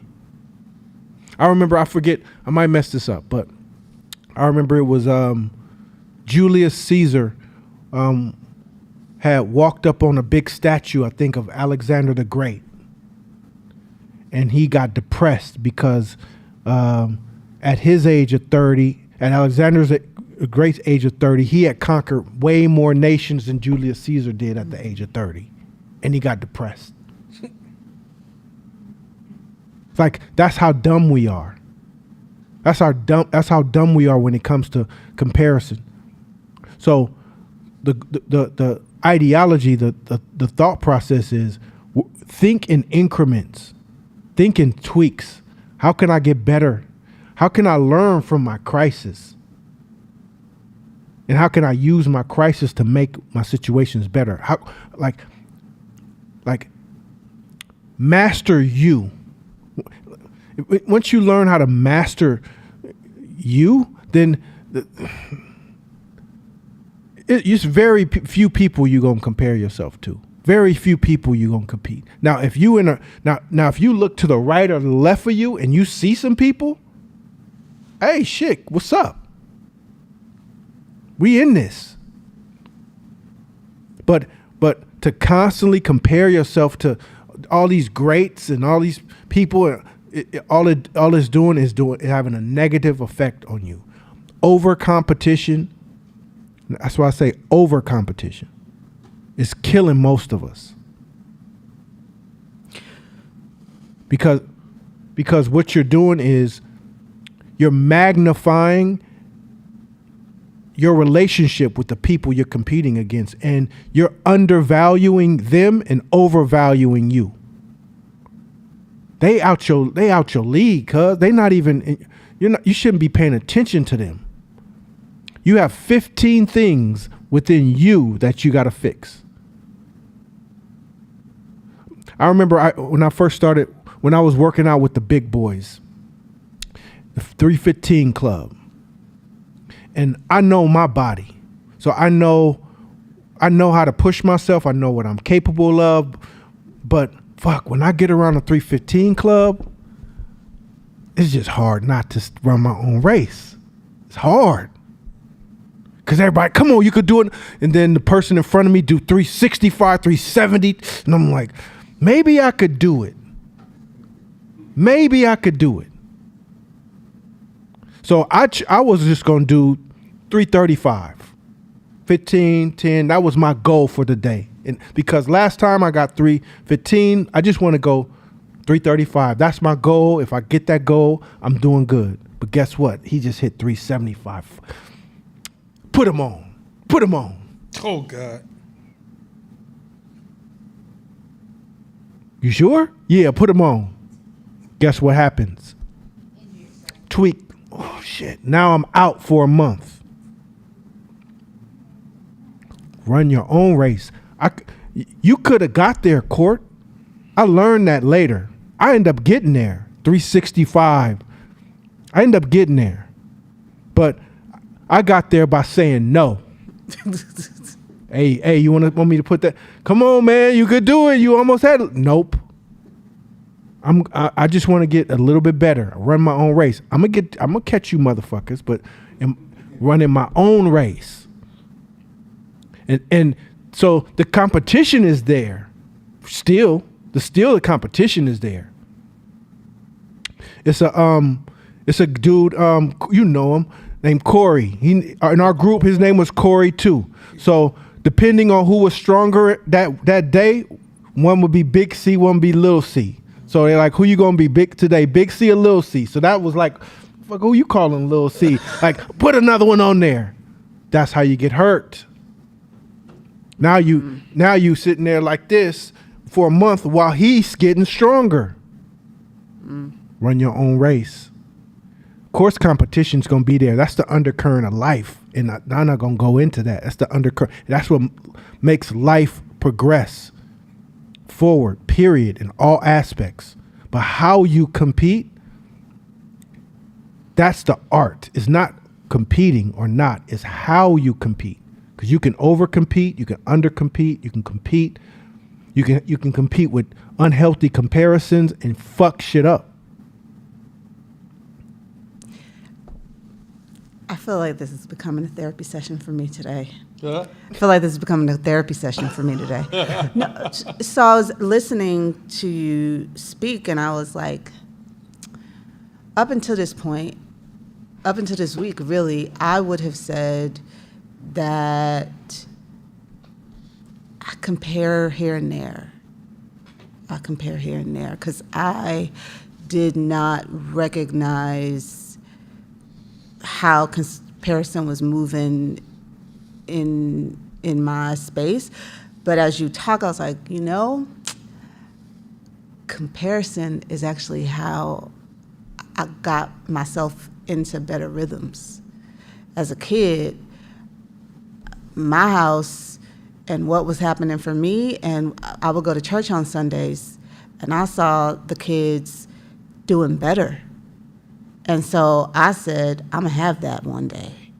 It's not a bad thing, right? But I said, when they said, oh, I know Carrie Donnelly is gonna get the A, I had to write my journal about her and finally forgive her, because them saying she was gonna beat me fucked me up. And so it said, she gonna be the smartest person in the class, and I said, it's never gonna happen. She about to be far behind me, because I was offended. Nobody was even talking to me, but I took exception to the fact that they said she was gonna be smarter than me, because no, she not. So comparisons. I was serious about that thing too. I was like, y'all just gonna assume that I'm not a threat? Fuck out of here. So every time it was me and her, she's second, this whole class, I don't care what nobody say. But after there's no Carrie Donnelly, so why don't you keep that up? But like comparison has, I didn't recognize it because there was a large portion of my life where that benefited me. I can look and be like, now, when things needed to change, I didn't have another play. So now here we are, and I'm at Hope every Wednesday trying to figure out what do I do now, because that strategy is obsolete. But so this ecosystem is not feeding me, and the walls was high. So now I am trying to learn how to compete without having unhealthy comparisons be the thing that I'm using to do it. The trick word was unhealthy comparisons, but go ahead. Right. So I don't, and you know, I'm learning that like in real time. Can we share a story? So when I first started 510 Media, a lot of people couldn't get their media company off the ground because it's comparing to other black folks in Oakland. And what I did specifically was I compared to none of them. I looked at the top company in the nation and let them incentivize me to be a better version of myself. Knowing I wasn't qualified to compare, I didn't do like a one-on-one comparison.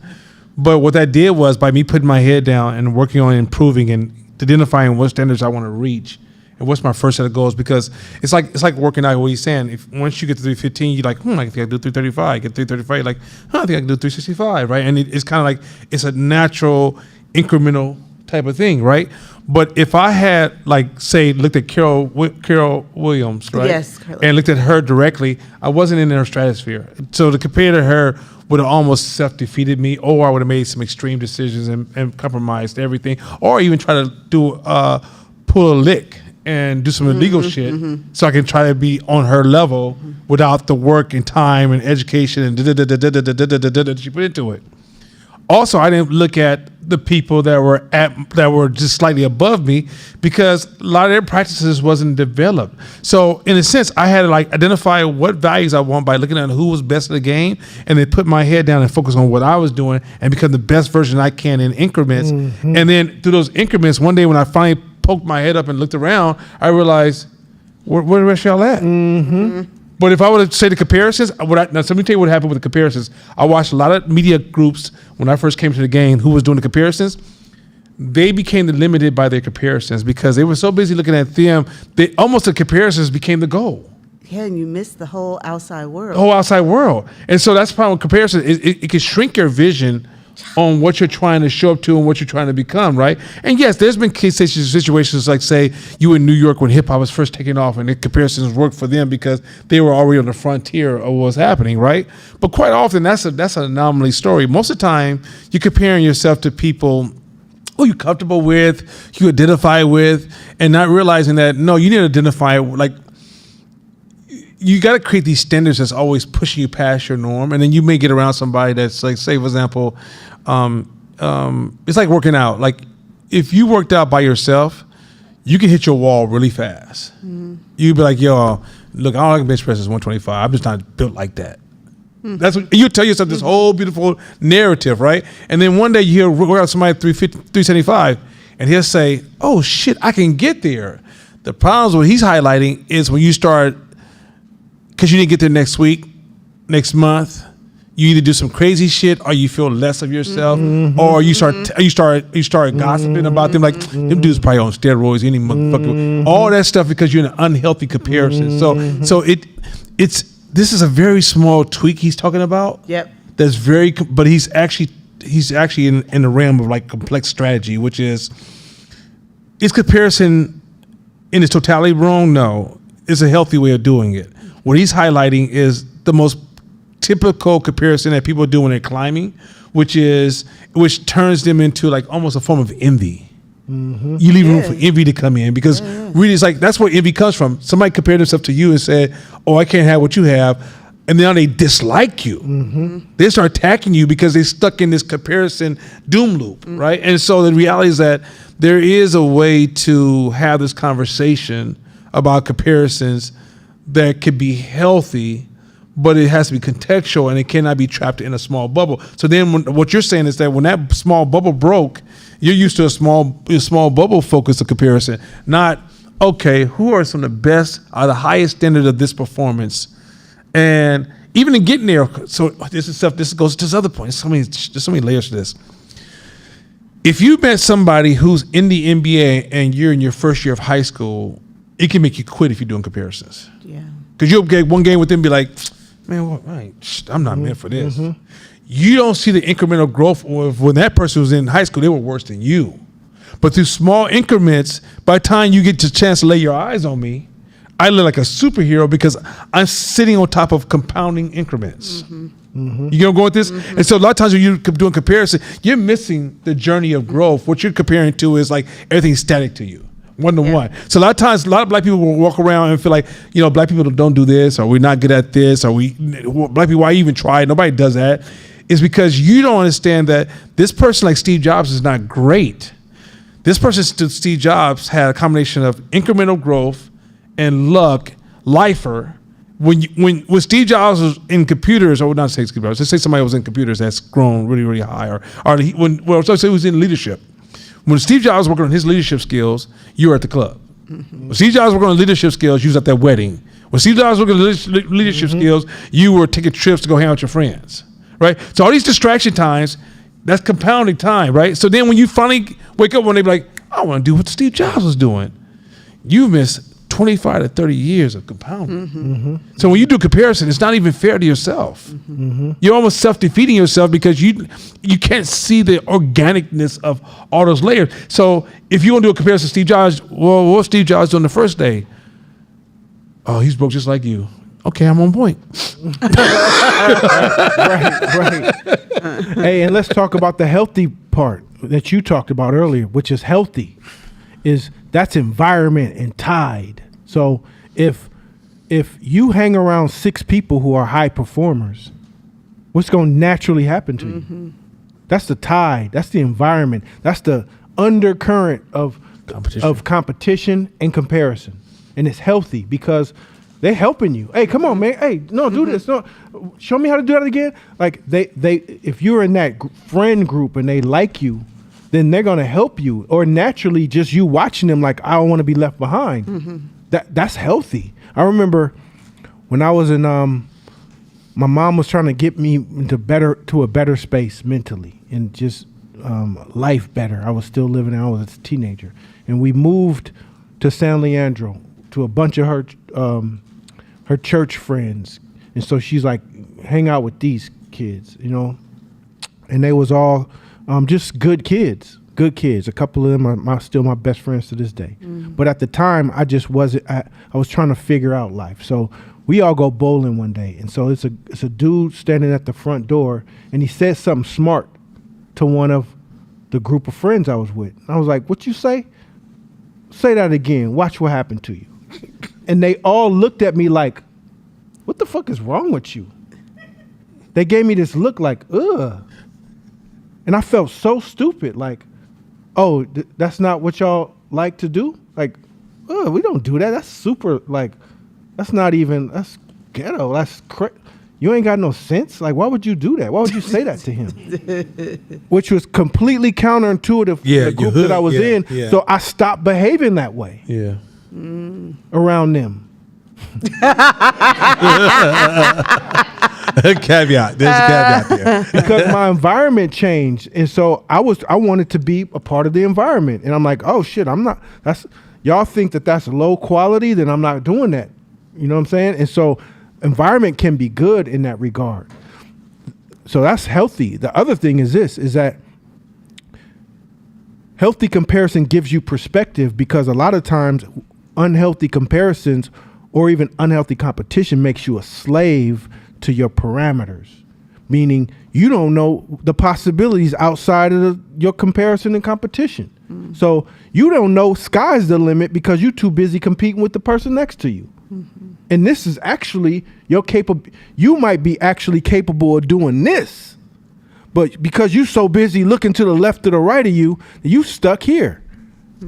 I've seen it happen. I remember when I had built my second company, and I was at the gym working out with a brother who had the same company. I told you guys the story, and he was like, "Hey, so how much? What's your numbers? Tell me your numbers. How much you making?" I said, "I'm making $10K a month. $10K a month." And he was like, "Damn, let me give you my number. You can call me because I can help you do better than. Damn, call me, man. We gonna get you out of that." I was like, word? Like I instantly expanded my brain in terms of my capabilities and what I can make. You see what I'm saying? Because 10K a month was just a buzzword at that time. Like if you made 10K a month, you made it. So I didn't know anything outside of that. That was my comparison of like success and competing with people around me, not realizing once I broke past that mental barrier in my mind, I was doing 5, 6, 7 times that. It just took one person to break that bubble. So there is healthy ways of doing it. All right, let's get, go ahead, Shakina. So when I'm hearing that story and looking at the slide, it makes me think back to when I was like maybe in year 2 or 3 of my brick and mortar, and I had joined this gym accelerator group. And I think when I first opened my gym, I was doing like $7,000, but I had no overhead. So for a solo person like that was like nice money. And I was like, how much money are you making? I was like, I'm making like $7,000. He's like, girl, if you don't get your ass up there and open a gym. And I was like, whoa, player, whoa. That's a big commitment there. So fast forward, find a space, open a gym, all the hoo-ha. And then I'm in this accelerator group because I'm like, oh, $7,000 ain't nothing for like a brick and mortar, for overhead, for all the things. So there were all these buzzwords, like that 10K thing. And it was really funny because it makes me think about paradigm shifts and like what game you're playing in. And everybody that was at the entry level, that was the magic number. Like if I could just make 10K, like if I could just make 10K. And this has been recent, like my gym's only 11 years old. So this is within the last decade. And then there was this next level up of like, okay, everybody that's out of the kiddie pool now, and we know that 10K ain't shit, let's talk about real numbers. And so then there was this whole nother world of like gyms that were doing not just one gym, but there was like 10 of them, and they franchised, and they were like, all right, we're doing $150,000 a month. And I was like, God, I'm over here thinking I'm doing something, and y'all out here just showing me like, nah, like that's the first step. And so like that's what I think about, like in the context of it can be a good thing to have a reference for a comparison as long as you're using it to look up, because it'll expand your bubble and your comfort zone of capabilities as opposed to limiting down. Yeah, but there's a danger. So there's always this is such a complex. This is why it can't be recipes. This is a conversation that goes outside of a recipe. You know what destroys a lot of good ideas? Impatience. Your idea needs time to brew itself, grow itself, evolve itself, even fail and have successes and learn and adjust and tweak and grow that idea. But sometimes when you do comparisons, you have no room for incremental growth because you're trying to go from here to here, another one. You know why sometimes you can't solve your problems? Impatience. Because a lot of your changes are going to take 6 months to a year. And because you know there's a problem, you want to change it tomorrow. And so you underserve the problem because you do a comparison which accelerates the desire to change right away. A lot of times when you're engaging in comparisons, you're losing patience to go through the process, and the process is where the solution sits. And so a lot of times, you look at somebody up here making this kind of money, you'd be thinking, shit, I want to get there right away. Did you look at how long they've been in business? Did you look at their relationship to how long they had a relationship with venture capitalists, what school they went through, which is also part of the business path? Because like a lot of times you think of business path, you think about the day that they turned the name into a business. It could have been also years of work they did before they even got to the point that they actually coined or branded the name of the business. That was work that led to all small incremental work, right? And so then when you come online and you have a business that they have a business and we have the same name, we're doing the same thing, you think, well, shit, since they made money, I should be able to make money like this. Not realizing that's 20 years on the road. And yet, because you're doing comparisons, you start want to give up, quit, or the first time you trip, you take it as a sign it's time to quit. It's like, it's not time to quit. It's the journey you got to be on. And this fall is a fall they had about 10 times already. This is your third one. Right. So you got 7 more to go, right? But no one sees that level because through observation, we only see the highlights. We don't see all the weaknesses and all the stuff that goes along the journey. Last thing. is you brought on another great point. That's why we're gonna miss you. We're gonna miss the hell out of you. Yeah. You're gonna make sure. I'll tell you. All right, I'm not gonna think about it anymore. Yeah. Fuck. Yeah. You know what I'm saying? Is this happens to everybody? Well, not everybody. It happens to the ones who build their success on being hyper competitive against the people around them, and that is one day you're not gonna have that person no more. That person's gonna maybe be gone, dead, or you passed them up or whatever, and you hyper fixated on beating them. Then now they're not in your class no more. Where's now your motivation dropped? Where's your motivation to continue to excel now because you already passed that level or beat that, or that person's not in your vicinity? So you got to constantly be trying to find new adversaries to compete with and to maintain the level that you want to be versus building the relationship with incremental growth. And who am I with? Who am I around? Your environment, like you talked about before, because your environment is way better than you finding people to over compete with. If my circle is him and 4 other people like him, and we sitting around in a room, what we talking about? I'm gonna walk away with some game. Somebody gonna walk away with some game from me. We just elevated ourselves just doing nothing, talking shit to each other. Jokes. So that's a great lesson about this is what's your environment? Who the friends you hang around? Because if I call you my friend and I know you call me your friend, I don't want no weak motherfuckers around me, and they don't want no weak motherfuckers around them. So that's already the standard. So that way the current is already set. The current is set, and if you not benching 315, then we all rallying around you to help you get there. You know what I'm saying? Because you are a friend, and so that's the beauty of this. All right, this next slide, we're gonna fly through it. Well, go ahead. Get a microphone.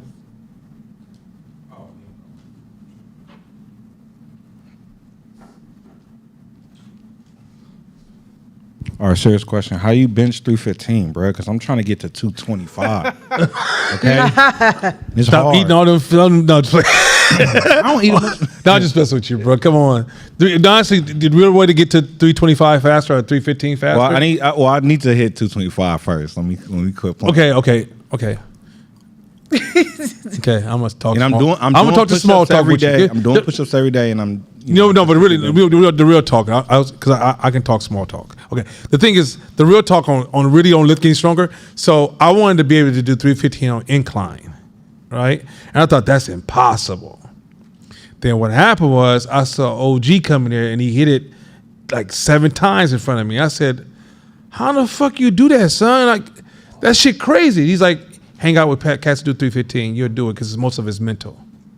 And then what happened was, about a year later, I was hitting 315 inclines. So it does. We get so much power from the herd. This whole idea of running by yourself, stop watching TV. Stop listening to those old heroes. Like fairy tales have become reality for too many adults in this world. And the fairy tale says you did everything by yourself. Honestly, the fastest way to get to 315, I'm talking about for you because you're not small, is hang around cats. Because when you go to a person, so I saw something at the gym. I was with Sean at the gym. And I was like, and it was this dude, and he's built up a whole circle. It's like, it's his dude, he hella buff, his girl's hella thick, his partner hella buff, and then these new cats just joined, and they just like yoked up, right? But they all got yoked up on the team. So I was like, and you see them, they have a circuit that he's created where it's 4 of them or 5 of them. Most times it's 4, but sometimes it's 5 of them. And when you watch them work out, you'll be like, God damn, they going at it, right? And they talking shit, they laughing, they telling jokes, but they competitive. And they be talking to each other. And I thought to myself, that's way doper than having a single trainer. Because the competition that they're sharing amongst them has people going, okay, I'm gonna try this, I'm gonna try that. Now, mind you, there's, like you said, you gotta run your own race. If you come to the gym with me and I'm working out with 315, I suggest don't just be like, oh, if you could do it, I can do it. Like, come on, bro, right? But whatever you are doing, I'm going, just by you hanging out with me, I'm going to push you within your range to find a greater strength. Because even if you have a spotter that's talking shit to you, not like, come on, let's just get another set in the day, but as opposed to like, so how the fuck you gonna do, huh? So you gonna find me? You can just at least throw 5 more pounds. I mean, the girl over there, she's doing 5s right now. What you trying to say? You can't get 5 more pounds?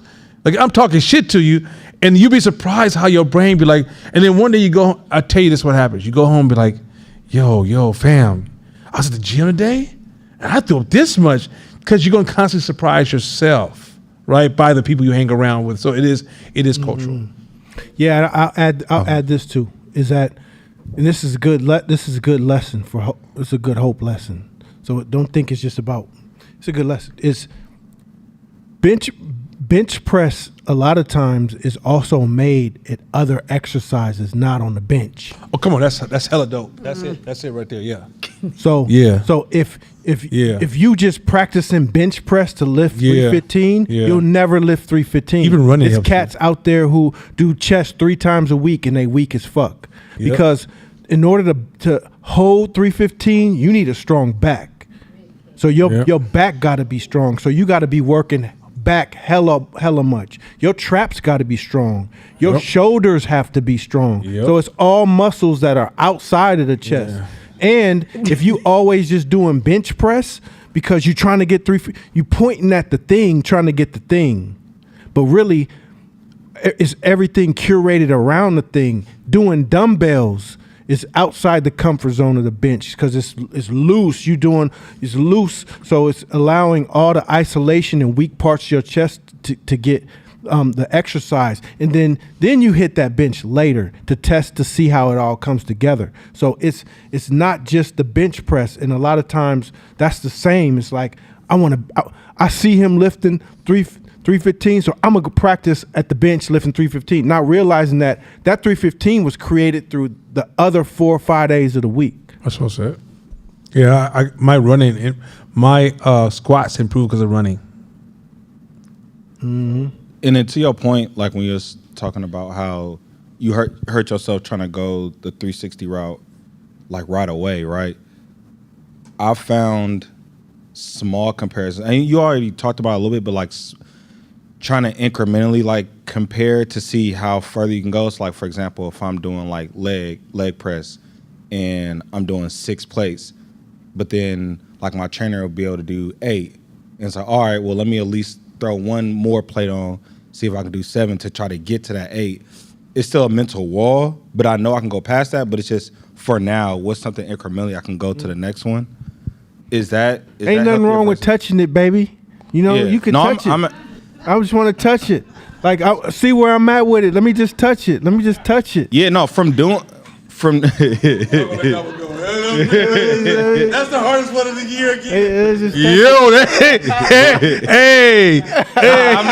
We was all like, hey, y'all let that conversation go. Oh, boy, we're gonna let you go move on, bro. If he touch anything you got, I'm out. First, you gotta get your wrist strong. Hey, okay, so let's go on to the next slide. Hey, I'm so out. Oh, okay. That's funny. All right. All right, you can bring your kids back in the room because it got wild. Okay. All right, we're going to flow through this one pretty fast because I want to make this one through the slides. I don't really need to. So let me say this first before we get to the Slack. Slack is still so underrated. I know a lot of times you say, well, no, I know we shouldn't always be busy because you mentioned in the previous classes that if you're busy all the time, you're out of control. But we also didn't double down on the importance of Slack. Slack can't be something that you just maintain. Slack must be scheduled into your schedule. I mean, if I call you on a Thursday, Slack is not negotiable. If you have Slack scheduled in your schedule, keep the Slack protected. If you feel the person doesn't have the ability to share your sensitivity, turn Slack into a doctor's appointment. Hey, can you be here on Thursday? I actually got a doctor's appointment between 12 and 2. Yo, I think I'm playing with this, but I'm gonna make an argument with Shabisha as we go through these slides really fast. I think I'm gonna be able to go through all these slides, like 3 or 4 slides in less than 10 minutes. The point is I'm gonna show you how important Slack, for those of you who have been taking pride and enjoying the celebration of your ability to be busy. Those of you who said busy over everything, those of you who've equated your value or your monthly value to just staying busy, the reason you're trapped, and the key word is trapped in a cycle is because you don't realize you don't protect slack. And if you don't protect slack, you will be trapped. Meaning one day you're going to burn out. One day you're going to have health problems. One day you're going to be compromised because guess what? You never, ever, ever protected your slack. And slack is, I ain't got nothing to do for nobody besides for myself. I ain't got nothing to do for nobody besides myself. It is a balanced comment because too much slack creates procrastination. Too much slack can damper motivation, right? Slack is a balancing concept similar to comparisons. You don't just say no slack or all slack. It ain't no all or nothing here. There's no pendulum. You got to find that sweet spot, right? And there may be a week where slack can be compromised, but no, if it's compromised next week, you're already focusing on scheduling in slack somewhere else. Slack is so fucking critical to leadership and building that without slack, I can promise you, you're going to become trash. Even the best of us will become trash. So we're going to go through the impacts of what is the value of slack. And through, as we describe the value of slack, we're going to also highlight some of the weakness of not having slack. So Shabisha, you ready? Yeah. Okay, go ahead. Why Slack matters for entrepreneurs. Slack is the breeding ground for innovation. So before we take off, for order for you to survive and grow into the future, whatever you're doing today is not going to work forever. It's already dying today. Whatever you've been doing as a business is already on a path of death. The only way you stay around, let's say Pinpoint, let's say Black Vines, let's say whatever company is in this room, the only way your company is going to survive is you're already getting some inkling of where you're going to evolve next. If you continue to do what works today, it's just a certain amount of time before you will die. So you have to have a healthy relationship with innovation to survive, just to survive as a business. So let's go. Without breathing room, you're stuck in reaction mode, constantly putting out fires. So y'all familiar with that? So without slack, without breathing room, you're always putting out fires. Anybody that doesn't practice slack feel like they always put out fires? Like a slack. Keep going. Slack creates space for creative thinking, strategic planning, and idea testing. No, you know what? I need to get more strategical. You're not if you don't have slack. Slack is a basic requirement to be strategical in running your business. Running your business by working hard without slack is a recipe for destruction because the top line it just says protect your tailored slack. Slack has to be tailored. It can't be too much, not enough, and not too much. But if you're not constantly engaging slack, then what happens is that you're moving like a working class person in a building world. You just think you can work yourself to death, and somehow the world is going. At the end of the game of fight with all your energy, ding, $1 million or billions of dollars will fall in your lap. It doesn't work that way. So slack is where you actually improve your business. Keep going. Companies like Google, 20% of the time, and 3M, 15% of the time, created billion-dollar innovations, Gmail, Post-it notes, because they gave people slack. So your team has to have slack. If all your employees don't have slack, you're in trouble. That means that department will deteriorate over time. Keep going. Entrepreneurial insight. You need margin to recognize opportunities, not just meet deadlines. Y'all hear? That's hella tight. It is. You need margins. Yes. To recognize. That means you can't see the opportunities for growth because you're too busy. Without slack, you're starting to make you're intelligent ass, hardworking, historically successful person starts to make worse decisions because you don't protect the slack. Next slide. This is all slack. Keep going. Slack protects against burnout. The hustle narrative glorifies nonstop work, We all familiar with that. We came from street hustle. We think we go into business, you're still hustling. Keep going.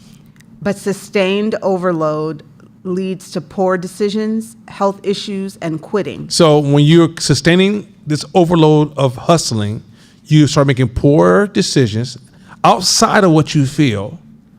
You get to the point you start to attack your health. You start having colds more, sick more, collapsing more, and then at some point, I gotta quit. I just burn myself out. Keep going. Having slack allows for rest, exercise, reflection, and relationships, all essential to longevity and entrepreneurship. So you remember I told you all the time that relationships is everything in business? The reason some of you guys have the worst relationships, you don't have no slack. Relationships is a responsibility that requires investments. How you gonna have healthy relationships if you're always fucking busy? Shit. Damn. Like slack is at the foundation of successful growth of a business, and yet you guys treat it as this is a privilege, anomaly, a diversion. No, slack is part of your strategy of survival, and yet you get so busy to the point that you're poisoning your business because you don't have slack. Keep going. I want to keep going. Burnt out founders don't scale businesses; they escape them. Damn. Say, burnout partners don't scale business. You can't scale a business because you're burnout. So you gotta at some point just sell them all because you can't keep them. Next slide. Keep going. We're not done. Keep going. You talking to me right now. Slack is a risk buffer. Mm-hmm. In business, slack equals extra cash, time, or capacity. So it's beating. Wait a minute. So you understand that slack costs you a lot of your resources, time. What was it? Time, attention, money. Slack eats that up. You don't have no slack. Without slack, you're eating those things up at a higher capacity. Slack, if you have slack, you can run a better business. If you guys watched the way when I was, Tanil was there when I was scaling my company, and everybody wanted to move really, really quick, right? And what I do, I pulled the brakes on everything, and I saved $100,000. You heard, I didn't say I saved $100. $100,000 I saved because I pulled the fucking lever. Because I said to myself, wait, why are we moving so fast? I need to create slack. Why do I need slack? Because I need people to be in this space and tell me by their movements what they need. And then once I tell what they need, I also realize that I'm in the Bay Area where a lot of businesses are closed. So just give me time to call around and find out what these numbers are looking like. And all of a sudden, found these numbers. I'm like, oh, I'm about to save hella cash. Slack. But if I would have moved with the urgency that the designer told me to move with, I would have lost an extra $100,000 last year. You heard me when I just said $100,000. Keep going. It gives you options when unexpected problems hit. Mm-hmm. A cash cushion, extra staff capacity, or flexible deadlines can be the difference between survival and failure. If my account was to get down to $700,000, we're in crisis, I'm broke. You know what I just said? Because I need that slack. I create slack in every part of my business so when crises arrive, I have resources to move around and make things happen. If I manage to that last dollar, my account is getting close to like, ouch level, that's not slack. If I'm going to zero, that's not slack. If I see a big opportunity, I'm like, well, fine, let's just slide it all in. No, I need to have slack. Because if I don't constantly have slack, what'll happen is that any small black swan will take me out of business. Keep going. Think of slack like a shock absorber for uncertainty. That is it right there. Slack is a shock absorber for uncertainty. Your personal account, if you're down to like $1,000 in your bank account, your brain should go into instant, I have nothing. I got $1,000 more, I should be good. I got nothing. That means let the crisis part of your brain that starts to find opportunities and will go past your comfort zone and push outside that comfort zone to make things happen. That should be triggered at 1,000, not at 100 or 20. Because if you eat it to my slack, that means tomorrow could take me out of the game for something uncertain that I didn't even see coming. So slack is something that you have to manage for, because remember when COVID hit and I told you guys, mind you, I didn't know how much money, and I said, well, I got 12 months of runway. Because as I was making money, if I got to this number here, oh yeah, we in trouble. You know my new number is $1 million. If I get to $1 million, I'm broke. I'm cutting. Because why? I don't have slack. And if I want to continue to grow, see, you guys thinking about, are you broke? No. Am I compromising my growth? Am I also possibly compromising my business? Am I putting myself in a position where I got to fire somebody tomorrow because I thought $1 million should be cool until the thing that happened the next day? It's all slack. Keep going. We're done. Yeah, okay, there we go. Slack helps you work on the business, not just in it. So how many of you guys want to work on your business, not in your business? Slack is a superpower. Let's go for it. Constant busyness means you're always in operation. So when you're in operations, guess what you can't do? You can't see shit. Keep going. Slack creates time for vision setting, Vision setting. partnership development, systems improvement, and scaling strategies. So I got, these are my new glasses I picked up.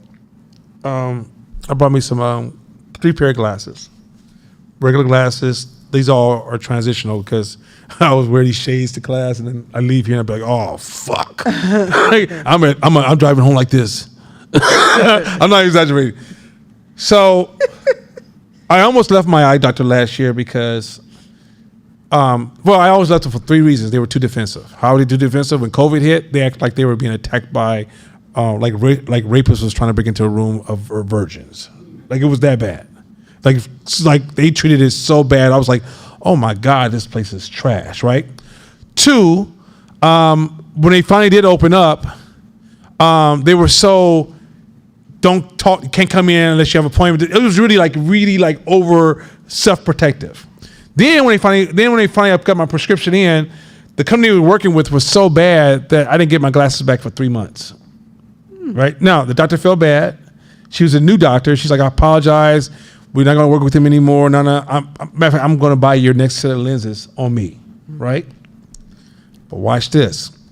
She just inherited this business. But she's busy doing all the eye checkups. So they text me, okay, so I come in, I bring my glasses in, sometimes I buy my own glasses, I buy glasses from them. So I bought a pair of reading glasses from them. I bought these on Amazon, by the way. That's a trick. If you guys want to buy high brand glasses, these are Tom Ford's. They were $5 something. No, it was Amazon got for $2 something. So that's a huge difference, right? So I get these on Amazon, and I bring my glasses in, and they're ready. So I get a text 2 weeks later. Hey, your glasses are ready, but you got to set up an appointment to come get them. Defense. Then I said, well, can I come get them today? How about tomorrow at 3:15? Defense. I get there to get my glasses, right? You sit behind a wall. Oh, no, come on back here. Still feeling like defense. They give me my Gucci glasses because that's my reading. I didn't get Gucci because I like Gucci. I got Gucci because they were the lightest ones I could find for reading. Because when I read glasses, I don't want to feel my glasses. Give me a case. But for my, what's the exercise glasses that everybody get? The famous exercise with the 0 is their logo. Oakley. My Oakley glasses, they just put them in a cloth. Now, I spent extra money with you guys. You just put them in a cloth.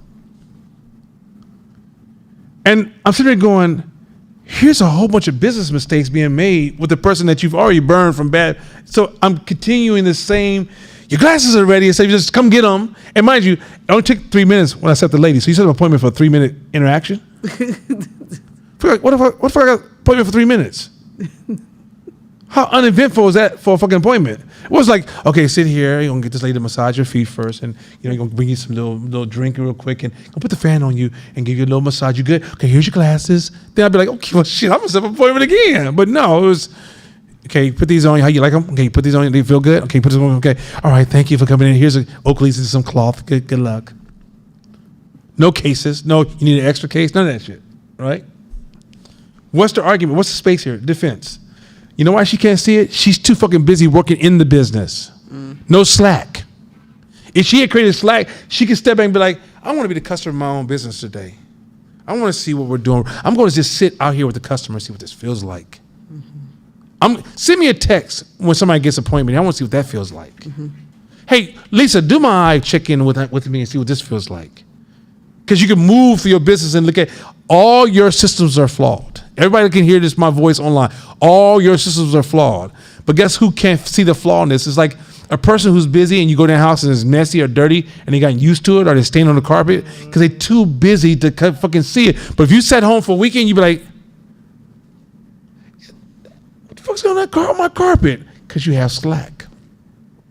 Some of you guys are running poor, strategically designed businesses that was running well when you first started it, but now it looks like trash to the outside world because you don't have no Slack and you can't see it.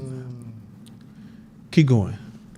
Working on the business is building an asset. Working in the business is building a job. Remember I told you entrepreneur mindset versus worker mindset?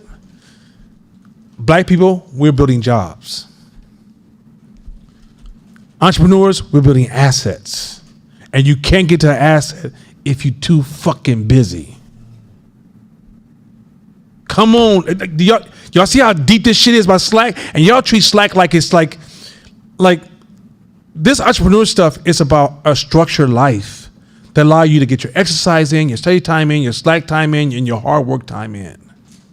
Your family time in, your self time in. All that shit is part of this ecosystem that you gotta manage. But if you're saying yes to everything and jumping on a whole bunch of bad ideas and just really at the point you're addicted to feeling busy because you want to feel valuable because your self-worth is based upon how hard you work, realize you just created a job. You're not creating assets. Next slide. We're not done. Slack builds psychological safety. In both your team and your personal life, Slack helps people feel less pressured and more open to learning, failing, and growing. In a business culture, this is key for retention and creativity. When I talk about strategy when I get back from the break, you're going to find out that's Slack is the first important variable to building. If you don't build an environment, strategy and innovation doesn't come from smart people and creative people. It comes from environmental design. But if you design an environment where the employees don't have Slack and you don't have Slack, then the environment will never surface. Like you got to have a space. You couldn't fight Tim here. Some days we're really, really busy. Some days we just having deep conversations. You're like, what the fuck, man? I don't. Because we're innovation-based organization. We got to talk. We got to hang out. We got to chill for a minute, and then we got to get back to work. But if we were always I can watch Fight Team do this slowly but surely because we're deteriorating. Even amongst ourselves, we're so frustrated. It's almost like, okay, look, you make this item, just give me what I need. And then I'm like, well, why don't I do anything special? Because it's what you need. And now we're just like this conveyor belt and just like an industrial system just doing this like a piston just going up and down, up and down. And I realize while the world's creating new designs and new options, we're just doing the same old pistons. And one day the world goes, we don't use pistons no more. And it's because at the end of the day, you design an environment that is not strategically designed. Your work environment has to be designed for your team, your employees to increase their productivity. Also, too, psychologically, when a person feels like they had a dead-end job, what happens? They quit. So you lose your best people because you designed your environment incorrectly because it had no what? Slack. Next slide. That's it. I just want to hit a couple points of just make you think about why Slack is so motherfucking important. Your turn. Self-love formula. Ooh. Self-love formula. Does anybody remember some of the elements of the self-love formula? It's 3, 1. No. Good job. Self-acceptance is number 1. Self-compassion, number 2. Forgiveness, number 3. There you go. There you go. So first one is self-acceptance. That means, do you have the ability to say, I accept myself, flaws, scars, fat, and all. I accept myself. That's wherever I am on this planet, whatever I'm doing right now, however my life is, whatever my bank account says, whoever my partner is, whatever I've accumulated in my life, I accept it. I accept where I am. That allows you to understand the coordinates of where you are in your life. You can't go in any direction without knowing where you are. This is where I am, I accept it. Now you don't stay there. You just, you accept yourself. Anybody who told you you're not good looking enough, you're too short, too small, too this, you can overcome all of those variables and obstacles, but it has to start with self-acceptance. I know what I am. I know how tall I am. I know how skinny I am. I know this, I know that. You have to be truthful and honest with yourself about exactly where you are. You cannot say, my leg's not broke. Yes, it is. Your leg's broke right now. You can mind talk yourself all you want. Your leg's gonna stay broke till it heals. I know right now this is where my situation is. If you got negative $42 in your bank account, that's what you got. So and the thing is, I accept it. Meaning I know. It's where I am. It's who I am. It's what I got right now. It's what I got to work with, and that's what God gave me, and that's what it is. That's getting there in this world of hella make believe and making shit up in your mind, and I don't want to acknowledge. It sounds hella simple, but it's rare as fuck. Like, I saw a dude at the gym we go to. And he rolled up on the perfect time too, because I was working out and I was pissed because I have a crisis in business right now, so I'm dealing with it every day, going in, putting out the fire over here. So one day I'm just fucking irritated, tired working out, fucking tired, and this dude rolls up in his wheelchair to work out. But he had headphones on, and he gigging. And I'm thinking, I'm an idiot. I'm sitting there complaining in my mind about the shit I got going on, and dude ain't got no legs, and he hella juiced about life. Talking about self-acceptance. He's accepted where he is, and he's making the best of it. You know that whatever body he has, yoked as fuck. He yoked. That's self-acceptance. Mm-hmm. If he decided, I'm not gonna move until they find a cure for walking, or like I'm not moving until I can walk, you in denial. The opposite of acceptance, denial. And it's a lot of people walking around in denial. That's why we were where we are. Self-acceptance transforms you. Then once you accept yourself, you go into self-compassion. Compassion says, I understand. It allows you to understand how you got to where you are. It's not sympathy. It's saying, man, I understand. Having compassion for yourself. Compassion for yourself. It's not to make excuses. It's just compassion, which can lead to what? Forgiveness. So it leads to, like, once you are able to forgive yourself for all the shit you wasn't good at, for all the failures, for all the wrongdoings, for all the mistakes, all the crashes and burns, all the whatever parenting fucking mistakes you think you did, once you're able to forgive yourself, it opens a space for you to love yourself a lot, which at that point raises your self-value. Now your value goes up because you love you, and you ain't changing nothing. You got value now because you know, you realize your value. because you're past all that bullshit. That's really the crux of that book, what that book was trying to say. And I think damn near like she wrote that part for us. Mm-hmm. She wrote that part for us because our self-value is the lowest amongst us. And I'll say this, I'll go on a limb, you correct me if I'm wrong, but like black women do so much, but in the their self-value is so low. Black women are so fucking incredible, but and they've carried our culture on their backs damn near for hella years, but the self-value is low. And what we've done is polarized masking of it to where we just talk shit and we like, no, real self-value is an increase. Real self-value is a difference. And so like once black women realize like how valuable they are and the contributions they make, like you can't make it without black women on any scale. Once they put their stamp on something, it's going up. And same thing as us, our self-value is so low. Our youngest generations, we get their value off of crashing out on each other.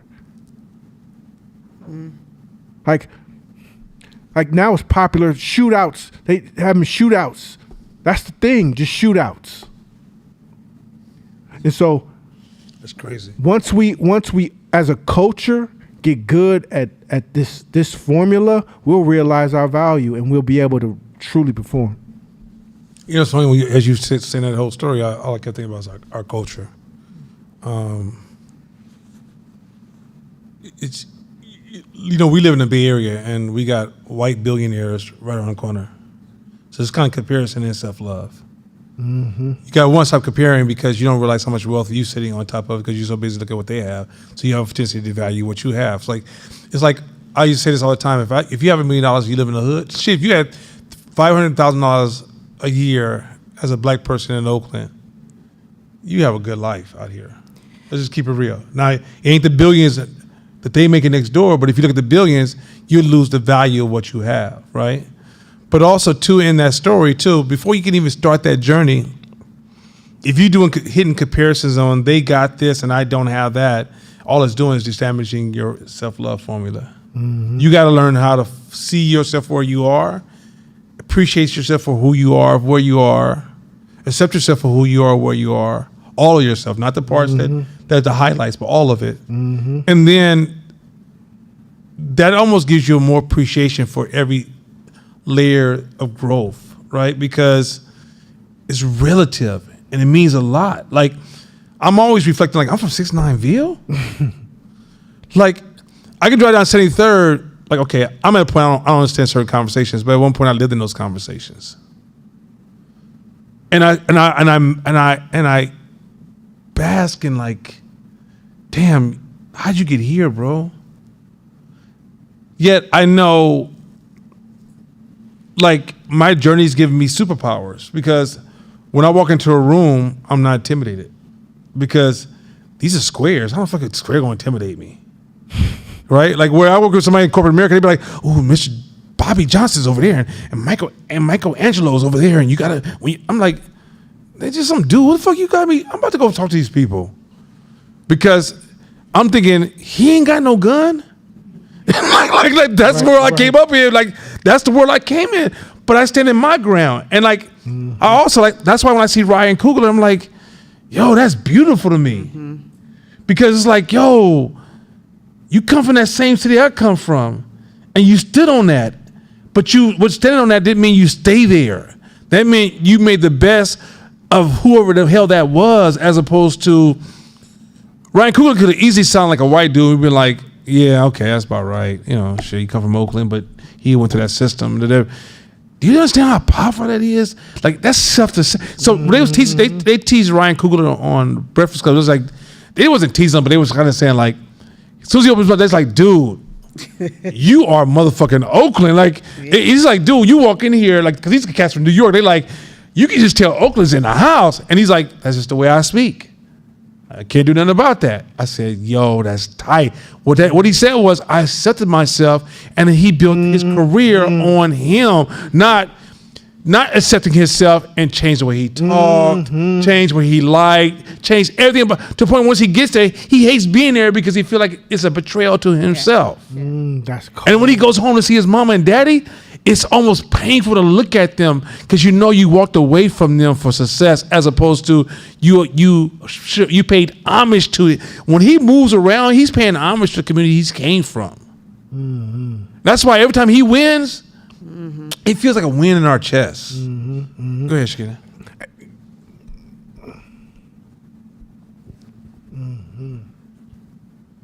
I'm trying to figure out a way to frame this. When he said that when he wins, he's paying homage, like giving back to his mother and father, it makes me think about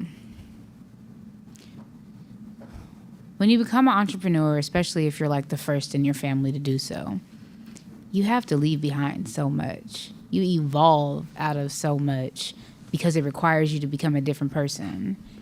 And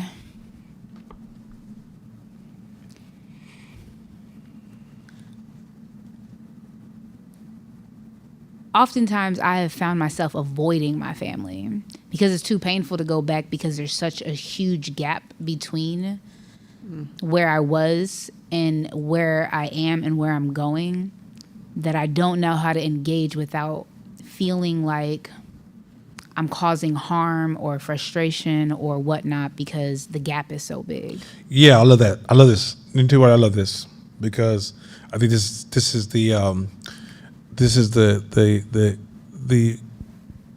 first generation story, first generation of change, right? Like Gabby wouldn't have the same problem if she grew up and had to come back and talk to you. But what would you do if a customer walked to your office, to your doors to buy a product from you and they didn't talk like you? Right? Like, what if that customer spent thousands of dollars with you? Would you say, I don't really want to talk to that customer because I'm not hood like that customer? I'm saying I don't want us to confuse that she's not stopping her family. I go through the same thing. If she was to go and talk the same way she talked to court to her family, they would see it as a slight, right? The envy would kick in. They would attack her. They would say, "Oh, you bougie," and they might be like, "Yo, we're going to Denny's and celebrate," and she's like, "Denny's?" Just like because her brain be like, "What the fuck are we going to Denny's for celebration, right?" And they're like, oh, yeah, for you, I see where you, because they hurt now, they're offended. Because they look at her so high that if she just says anything that mentions, I'm not fucking with Denny's, they instantly going to attack her because she says she's separated from them. What I discovered is, and nor do I sound like the richest version of the hood. This happens when you first leave the hood. You don't realize, as you first leave the hood, first you'll be like, oh, man, you don't sound like us no more. Yeah, but you don't need to build that kind of relationship. We don't need to be twinsies, right? But the hood knows that I'm serving them in a way that, like when I talked to the brothers, I came to my house recently, like I was there last year or 2 years ago.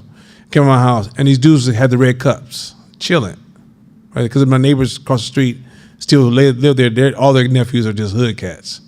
So I come out the house, dude, like, yo, what's up, man? I fucks with you. And I was thinking, oh, okay. He goes, yo, sometimes we watching that Class shit, man. Hey, man, that shit's tight as fuck, man. I fucks with you. I was like, yo, right on, man. I appreciate that, bro. He said, man, thank you for what you're doing for our community. You see where I'm going with that?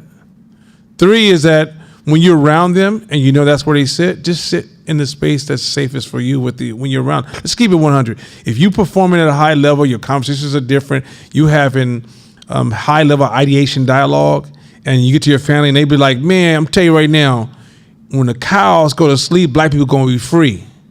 So what we need to do is figure out how do we get NyQuil to all these motherfucking cows. You say, yeah, I dig that. I can dig that shit. So, hey, you gonna pass me some more of that cake? It's not, you don't play the correction game. Don't expect to say, hey, everybody, I'm doing really good with my life. It doesn't translate. You got to learn the game. That's what I'm trying to say. It's a game you're going to have to play, but it's the cost. You don't get to become successful without a trade-off. It's a cost to becoming successful. It's a cost. And then you got to learn how to navigate that cost. But you could be excited, and maybe somebody in the same game could be excited, but people outside the game don't know what the fuck you talking about, right? It's like if an engineer, if you had an engineer brother and you was in the hood and he came home like, I actually work on these big concepts, and you look sitting there going, I don't know what the fuck this dude. So you're not gonna share his excitement. Where another person, another geek, be like, what? That's tight because that's going to innovate the whole AI system, right? And you're like, oh, okay, right? What I'm trying to explain to you is that you can't expect. When we're out here navigating the world, period, as entrepreneurs, we're always navigating diversity, and that diversity, like all of my relationships, don't equal my thoughts. There's certain people that I can walk into their life right now and we don't have nothing in common, but we're on point for this. Mm-hmm. There's some people I can call right now and be like, yo, my daughter's in trouble, go get her. And when they get there, we'll be like, so nice weather, huh? Yep. All right, I'll see you later. like that's because everybody fits different roles. It's when we want people, and I think this is where social justice sucks. We think similarity is a statement the world's getting better, when really the real world that we live in, when you go to a red state and you talk to a white person and be like, I don't understand why so many people pick on Trump. This happened to me before. Because he's the most picked on president of all times. And I said, yeah, you're about right. That's about right. I can see where you're coming from. Well, I said I can see you coming from. I didn't say I agree. You see what I did? And all of a sudden they think, oh, he sees my position. And I know why you're fixing my car. We're going to have this conversation. And then when we finish the car, you'll be like, hey, if you're ever in town, you coming over here, we're going to give you a discount because we like you. But I never agreed. I just knew how to navigate the space I'm in. Mm-hmm. Your family becomes that space you have to navigate. Well, when you was a kid, you didn't have to. You just was being incubated in that system. Now that you've grown outside the system, you got to navigate that system. And that's how I do it. There's nobody in my life that I don't have a certain degree of navigation with. There's some subjects I'd be like, I'm gonna stay away from that. Nah, let that one go. And then also, remember I told you change takes time? Let's say Fern is like my sister, right? So say I'm hanging out with Fern, and Fern says some shit I just know is off in business. But I know it's also very sensitive because something in her family, right? I may throw a soft seed that she can't even see, that I know that as her brain grows, it will germinate into something else. And that means that for the next 20 conversations, I got to hear that stupid shit and act like it's not even stupid shit. Because she has to have room to grow. But if I sit there and be like, you don't never get the shit I'm trying to tell you. I done dropped about 5 seeds on your motherfucking ass. The third time we had this conversation, you know what? I'm seeing our friendship have some friction. Now I'm starting to sound like earthly ass social justice people. You see where I'm going with this? Like, I sit with people I was having a conversation at the gym the other day. Dude walked up to me. He's like, yo, man, we was flowing for a second. And he was like, he's like, this is extreme pro-black stuff. We just ain't working. I was like, yeah, you about right, bro. And he's like, yeah, because this is what's happening. See, I'm gonna keep it simple to you. We weren't following Jesus in Africa. And so he took us to America to go through something so we can get back to Jesus. I said, okay, I hear you. It's cool. So you might be right about that. Could be. I don't know. Not my philosophy ain't. Could be. But then he got into, he's a nutritionist. He started talking about nutrition and was full of good information. Sorry. That's life. That's life. That is such a cold-blooded game about life. So like true. When you're out there navigating the real world, you're not walking amongst your peers, you're walking amongst diversity, and that shit's so crazy that your family's giving you practice on how to walk amongst people you totally disagree with. That may become your biggest contract. Yo, he taught something a couple weeks ago. Great word. Tolerance. You can't walk around playing the right and wrong game with this shit. You got to have tolerance for people. If you ain't got no friends, you ain't got no tolerance. You got to have tolerance around people, meaning my rules about my comfort zone is not so rigid that if your comfort zone is not perfectly aligned with my comfort zone, we can't get along. Mm-hmm. I have a layer of tolerance that says whatever beliefs you have that I don't disagree with, it's all good. It's your beliefs. We still cool. It's still good. Because here's the thing about self-acceptance is, can you also accept your shadow sides, your dark sides, the shit that you do that nobody sees? You understand me? Can you accept that about yourself, or do you hide from it, or do you ignore it, or act like it don't Come around the exist? house. Okay, let it go. Whatever, shit, y'all got to do whatever. Yeah. Like, here we go. You look here, player. I ain't gonna be no Shannon Sharp in this bitch though. I'll just go ahead. Can you accept it? Can you accept your shadow shit? Can you, like, because if somebody was to stand behind you and invisibly watch you throughout the day, what would they see? You got to be able to accept that. But the way this works around other people is, can you flip that formula to other people? Yeah. Can you accept them for where they at? Can you have compassion for them? Yeah. Can you forgive them for not being on your level where you are? This and then once that happens, now they have some value. Now, even if that value was just we working out together, or hey, how you doing, or good to see, I hope you have a good day. If it's positive energy, so it's using the formula outward. It's like it's a precursor to your family's a precursor to your employees. It's gonna be the same thing. You have employees that you can't tell everything. You can't walk in the office and be like, you know what? I feel like this, and somebody be like, you can. It might be the coldest accountant you've ever had in your life. So you gotta realize, okay, when I go in the office, I can't do this, I can't say this, I can't move like that, I can't wear this outfit, I can't do that, I can't.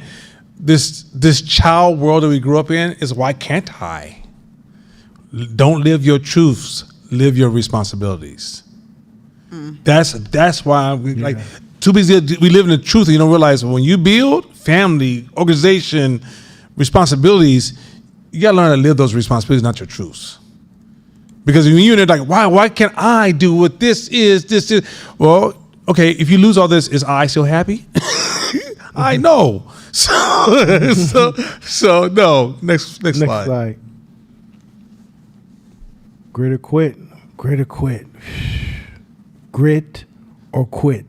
So this was we ended this quick the last few classes, and I just wanted to double tap to know the difference. This is an art. This is an art. It's not. It's an art and a science. Is how much energy do I put in something? How hard? How many of my toes do I stay down on in a situation? Is it 10? Is it 9? Is it 8? And when is it time to quit something? Because when you feel the need, the desire to quit, your body tells you it's it. That's it. It's over. No more. You got no more. Mm-hmm. So how do you know when you have no more truly, or you actually have a lot more? You just was acting like a mark. You know what I'm saying? That comes, you know where that comes? You know where the art of grit comes from? How you acquire that muscle is if you are always pushing yourselves and stressing yourselves in healthy ways to the limits, you know how your body behaves. You know in certain situations when it's the perceived limit and the real limit, because you're in the practice of it. If you're in the gym, you know that when your body says, this is my last rep, you know you have 1.5 more or 2. Some people got 3 more, some people got 1, some people got none. Some people better rack it because some people push themselves so hard that they push themselves to, they got no more left, and now the weight coming back down. So everybody knows what you start to understand where your limitations are based on you playing with your limitations. So you know if you get that first, hey, it's over, quit. You know, oh, okay, I got a little bit more. That comes with practice playing in the game. If you know that you are a fight, flight, in fight, flight, and freeze, if you know that you are a natural runner, I'm out of here. When the situation gets tense or when somebody backs you into an intellectual corner, you want to be like, hey, I don't want to talk about this no more.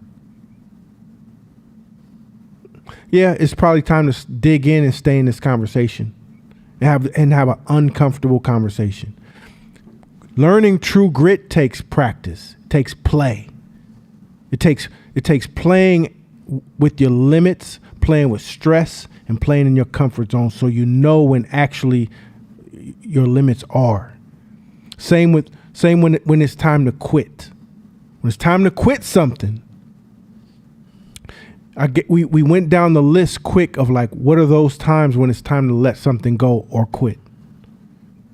The are you having fun anymore thing, I'm not a fan of that one. If I had to like challenge something in that book, I'd probably cross that one out. Because just like actually what he just talked about, now you don't get to move based on how you feel. Is it the right thing to do or not? Kind of fuck how you feel. And so in business, like, is it the right thing to do? Like, it's not fun. It's not about the fun in the moment. Is are we doing the right thing? But post that. Am I having grit or am I being stupid? If it's a money pit and you know it, and you know that you're putting money into a dead entity, that might, just because your ego is hurt, you might be stupid. So you have to play the game, but understanding the difference between grit, because someone asked me that, and I had to really go deep to think, okay, what are some of the tools? It comes in your practice, and it comes with knowing yourself. Any questions on that one? All right, next slide.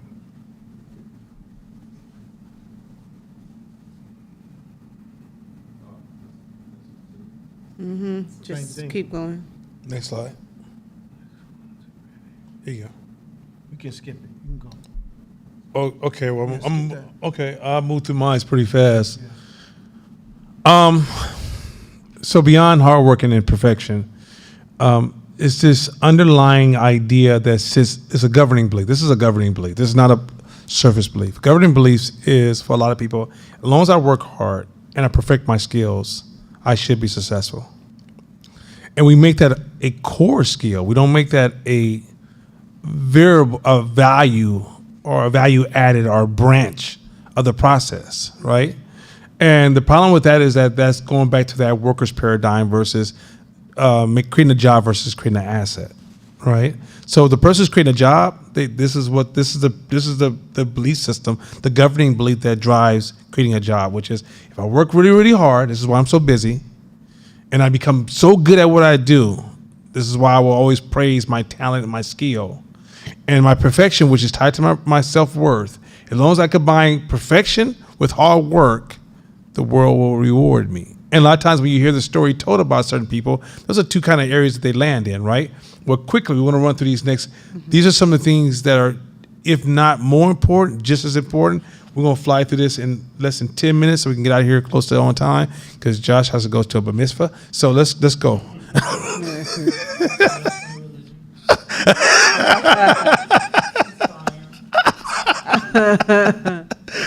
So next slide. Let's go, Shamisha. Psychological capital and personal initiative. So in order for you to be good in business, and you need psychological capital, okay, and personal initiative. Let's go into that real quick.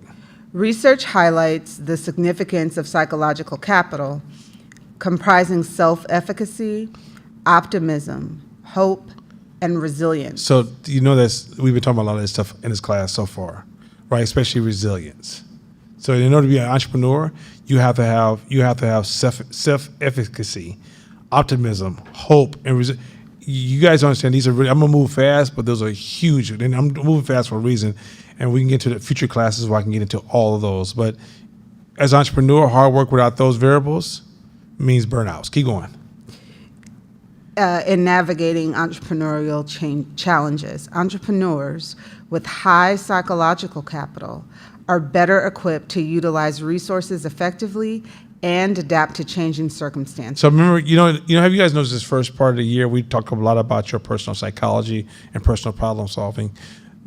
That is the requirement of a good entrepreneur. Remember also last week we said that if you're facing a serious problem, you're not outside the problem, you're inside the problem, and you're part of the problem. So if you're not working on yourself, you're not solving business problems. If you're not working on your psychology of human beings and how your brain works, you're incapable of navigating people to achieve an asset.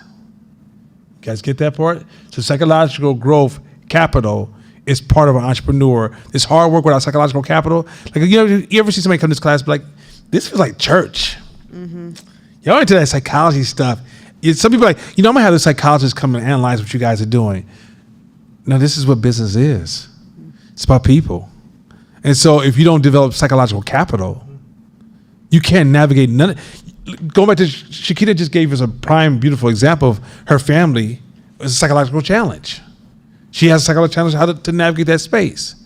I say to her, hey, this is an excellent training ground for more employees, larger customer base. Because more employees and larger customer base mean more diverse psychological challenges.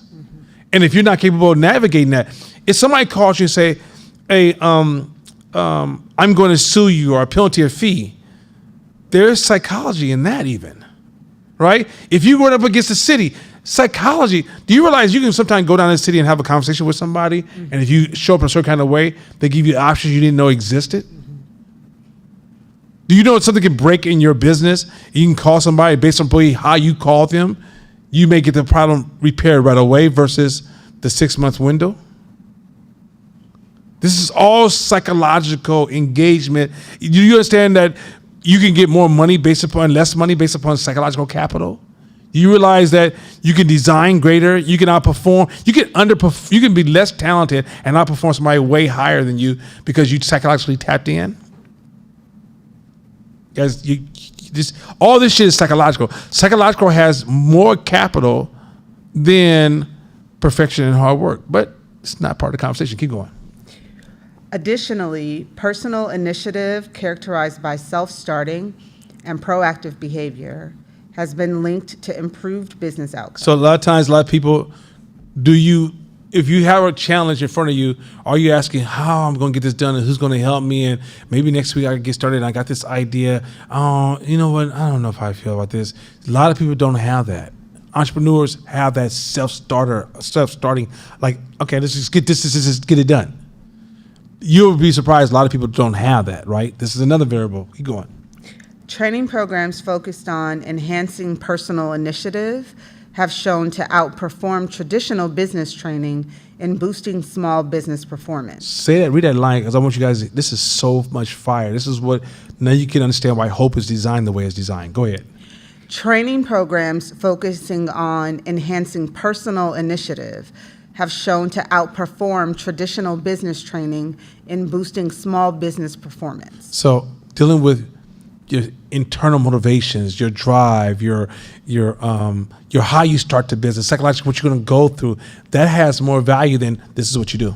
And this is how you do it. This is how you get it done. This is the equation of getting it done. That's why the first 6 months of this class, before I teach you strategy, why don't I just start teaching strategy in January the 1st?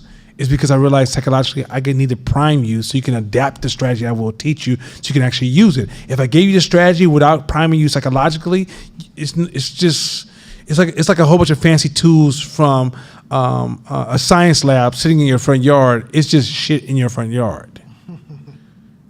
If you don't know anything about that science, you're like, just some glass out there and shit, some machines and shit, and look like a laser or some shit. I don't know what the fuck they do. Somebody gets my grass came and grow because all this shit out here.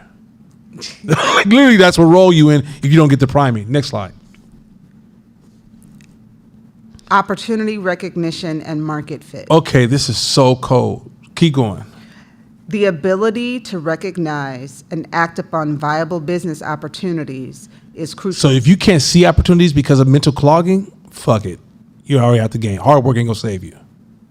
Perfection won't save you. Keep going.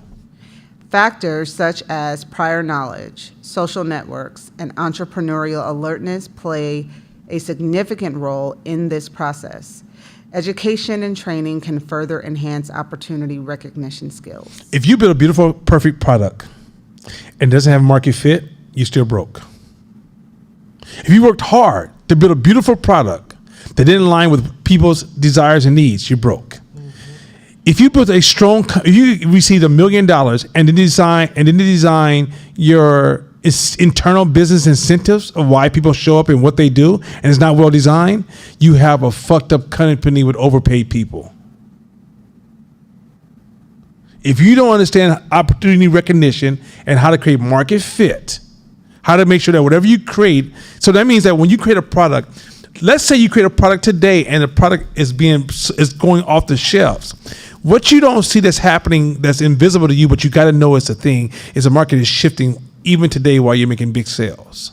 So if you're not constantly shifting and looking and testing market fit, that shift will happen and you'll be hooked on, because it's like a rapper who had a #1 hit and then they keep following the same routine because they're trying to get that hit back and they don't want to change anything they're doing. And they trying to make over, and eventually to the point they burn themselves out from working hard on shit that doesn't even matter because they didn't work on product market fit. That's why a lot of artists are broke. They don't understand market fit. They work, I train, I practice. I don't understand why I'm not successful. Remember, I did everything right. I don't understand why I'm not successful, because you didn't figure out market fit. Right? And in order to get market fit, you got to be able to see, before you get to market fit, where are the opportunities at? What's happening? What's changing in society? You guys notice how I talk about politics a lot? Or I might talk about macro conversations a lot? It's because those things are dictating opportunity adjustments, trend adjustments, human behavior adjustments, which says, no, you need to move your company over here now, because this behavior is running its course. Social justice was a big ass movement, macro movement, that told me there's going to be a lot of different changes on just purchasing habits. And if I say, that shit is irrelevant, let's just talk business. The people who say just talk business are people who are creating jobs, not creating assets. There's no such thing as just talking business. A business thinking person is a generalist, not a specialist. That means you read a lot of different shit. Going back to what he said, Court gave you guys a dope ass business example. He said, if you want to get stronger in your bench press, all right, I'm going to substitute his words. If you want to be psychologically stronger as an entrepreneur, don't just read books. Don't just read business books. If you're not expanding your development, you're going to become limited in your strength in this one narrow area. You guys, this is why working hard and perfection is so short-sighted, because that's like you say, I'm just going to go to the gym every week and I'm just going to keep benching. Just keep benching. And there's one person who's doing all this cross-training coming there. How the fuck is she stronger than me? Because these other variables are necessary for the development. And so if you don't understand market fit and opportunity recognition, and what's psychologically, going back to psychological capital, is stopping that process from unfolding and giving you that superpower, and you're not working on those psychological trauma or those trans-cultural trauma issues that you have, slavery, Jim Crow, crack era. Matter of fact, I'm reading a book that I'm reading right now. I may recommend it for the class, but I just started it, When Crack is King. It's a dope-ass book written about the impact of crack. But if you're not reading all these different things, historical books, all kind of stuff, fiction, nonfiction, if you're not engaging in this richness of always learning, then you don't realize you're also starving your ability to see opportunities. Next slide. Innovative business ideas and team dynamics. Ooh. Success often stems from offering innovative products or services that meet market demands. Go ahead. Moreover, assembling a team with diverse skills and a shared vision can significantly impact a venture's success. I can almost summarize it, because I'm going to get into strategy a little bit later, but this is like a circle. If you're not good managing people, remember we talked about divisiveness, tolerance. We talk about all these subjects that have to do with how you interact with other people. Slack. That impacts how you interact with other people. all these different things that, cultural responsibilities, right? If you're not learning all these principles that are tied to interacting with people, how the fuck you gonna manage a team of diverse people to innovate and create emergence? Emergence is when a group of people who come from different backgrounds. How do you even maintain ideation, which is advanced strategical problem solving? Meaning you can't your car can't turn right in a world where everybody's turning the only way you can do is turn left. That's why you're stuck on the same block your whole motherfucking life. Because at the end of the day, you don't realize that if you don't know how, and the reason you can't manage people is because you got these personal issues. And when you get around people, I don't like them, and I like them, and I just escape this, avoid this. When you have problems, you avoided all your problems, so you have less empathy. See, when you go through shit and you learn from it, it grows your empathy and your wisdom. All of a sudden, you're like, hey man, no, you still a human, it's okay. But if you don't have empathy and you ain't been through something and you always avoided addressing your problems, you're judgmental. Mm-hmm. I don't understand why you late. This don't make no fucking sense. Wait. Did you ask them why though? Why don't you have that skill? Well, when I was growing up, see now here you go again with them fucking stories. You don't work with your governing beliefs.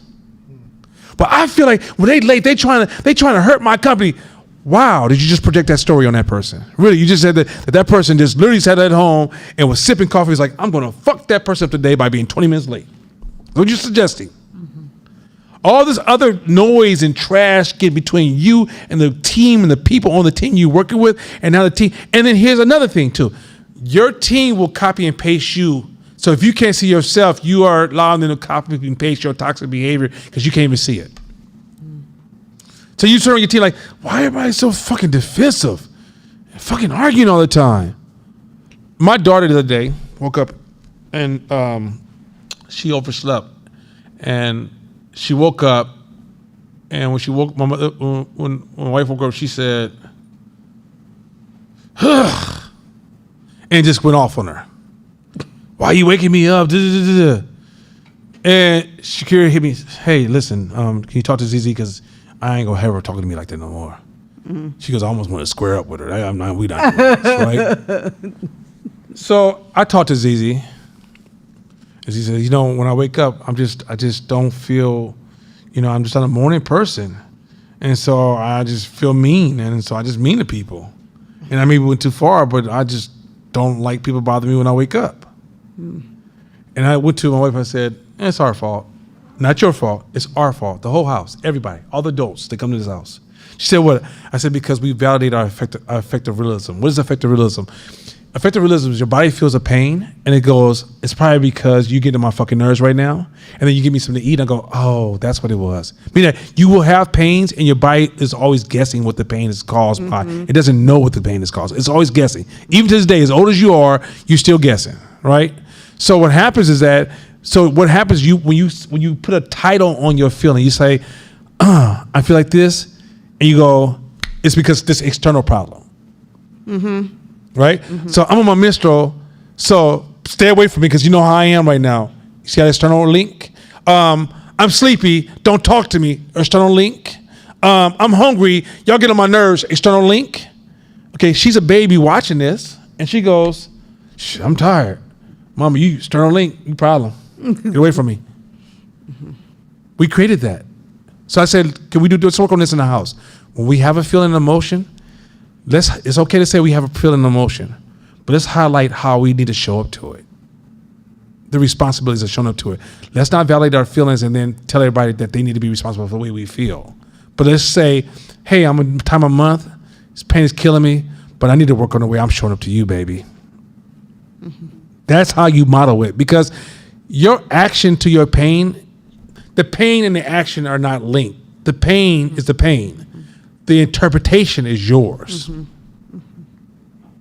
That's just how it is. Period. I've seen some pain, the exact same pain. A person can have the exact same pain, but if they love the person, okay, excuse me, put your hands on your kids' ears. If a man was to slap y'all right now, he's going to jail. But if he slap you at the right time, he's gonna get a ring. That's all I gotta say. All right. So, next slide. You go. You understand me? Anyway, go ahead, Pippin. Self-esteem and entrepreneurial orientation. A recent study found that self-esteem influences entrepreneurial orientation, affecting attitudes toward risk-taking and innovation. This, in turn, impacts overall entrepreneurial success. Okay, it says it affects attitude towards risk-taking and innovation, right? Just, what did court just teach? Self what? Love. Self-love. Self-love is that whole fucking phrase. He just started. I don't need to say anything. This is also an entrepreneurial trait. So he's talking about self-love. Some of y'all was like, that's so beautiful. That's what I'm working on my meditation, my mindful. Thank you. This is why I love this class, because it helps me be. No, he's trying to teach you how to be an entrepreneur. Self-love, self-esteem is required for you to take risk. You can't take risk if you have low self-esteem. You're playing it safe, and that's why your business can't grow. You're choking your business. A business needs to have a healthy relationship with risk. And a healthy form of risk is, if I take this risk, can I get out of it if it goes bad? A bad risk, if I take this risk, I'm going to suffer permanent damage. That's perfect risk management right there. That's a simple way of talking about risk management. Next slide. That's it. We're going to do managing assumptions, because that's going to be another class we add that to next month. In the next month, that was funny. What the hell are we doing?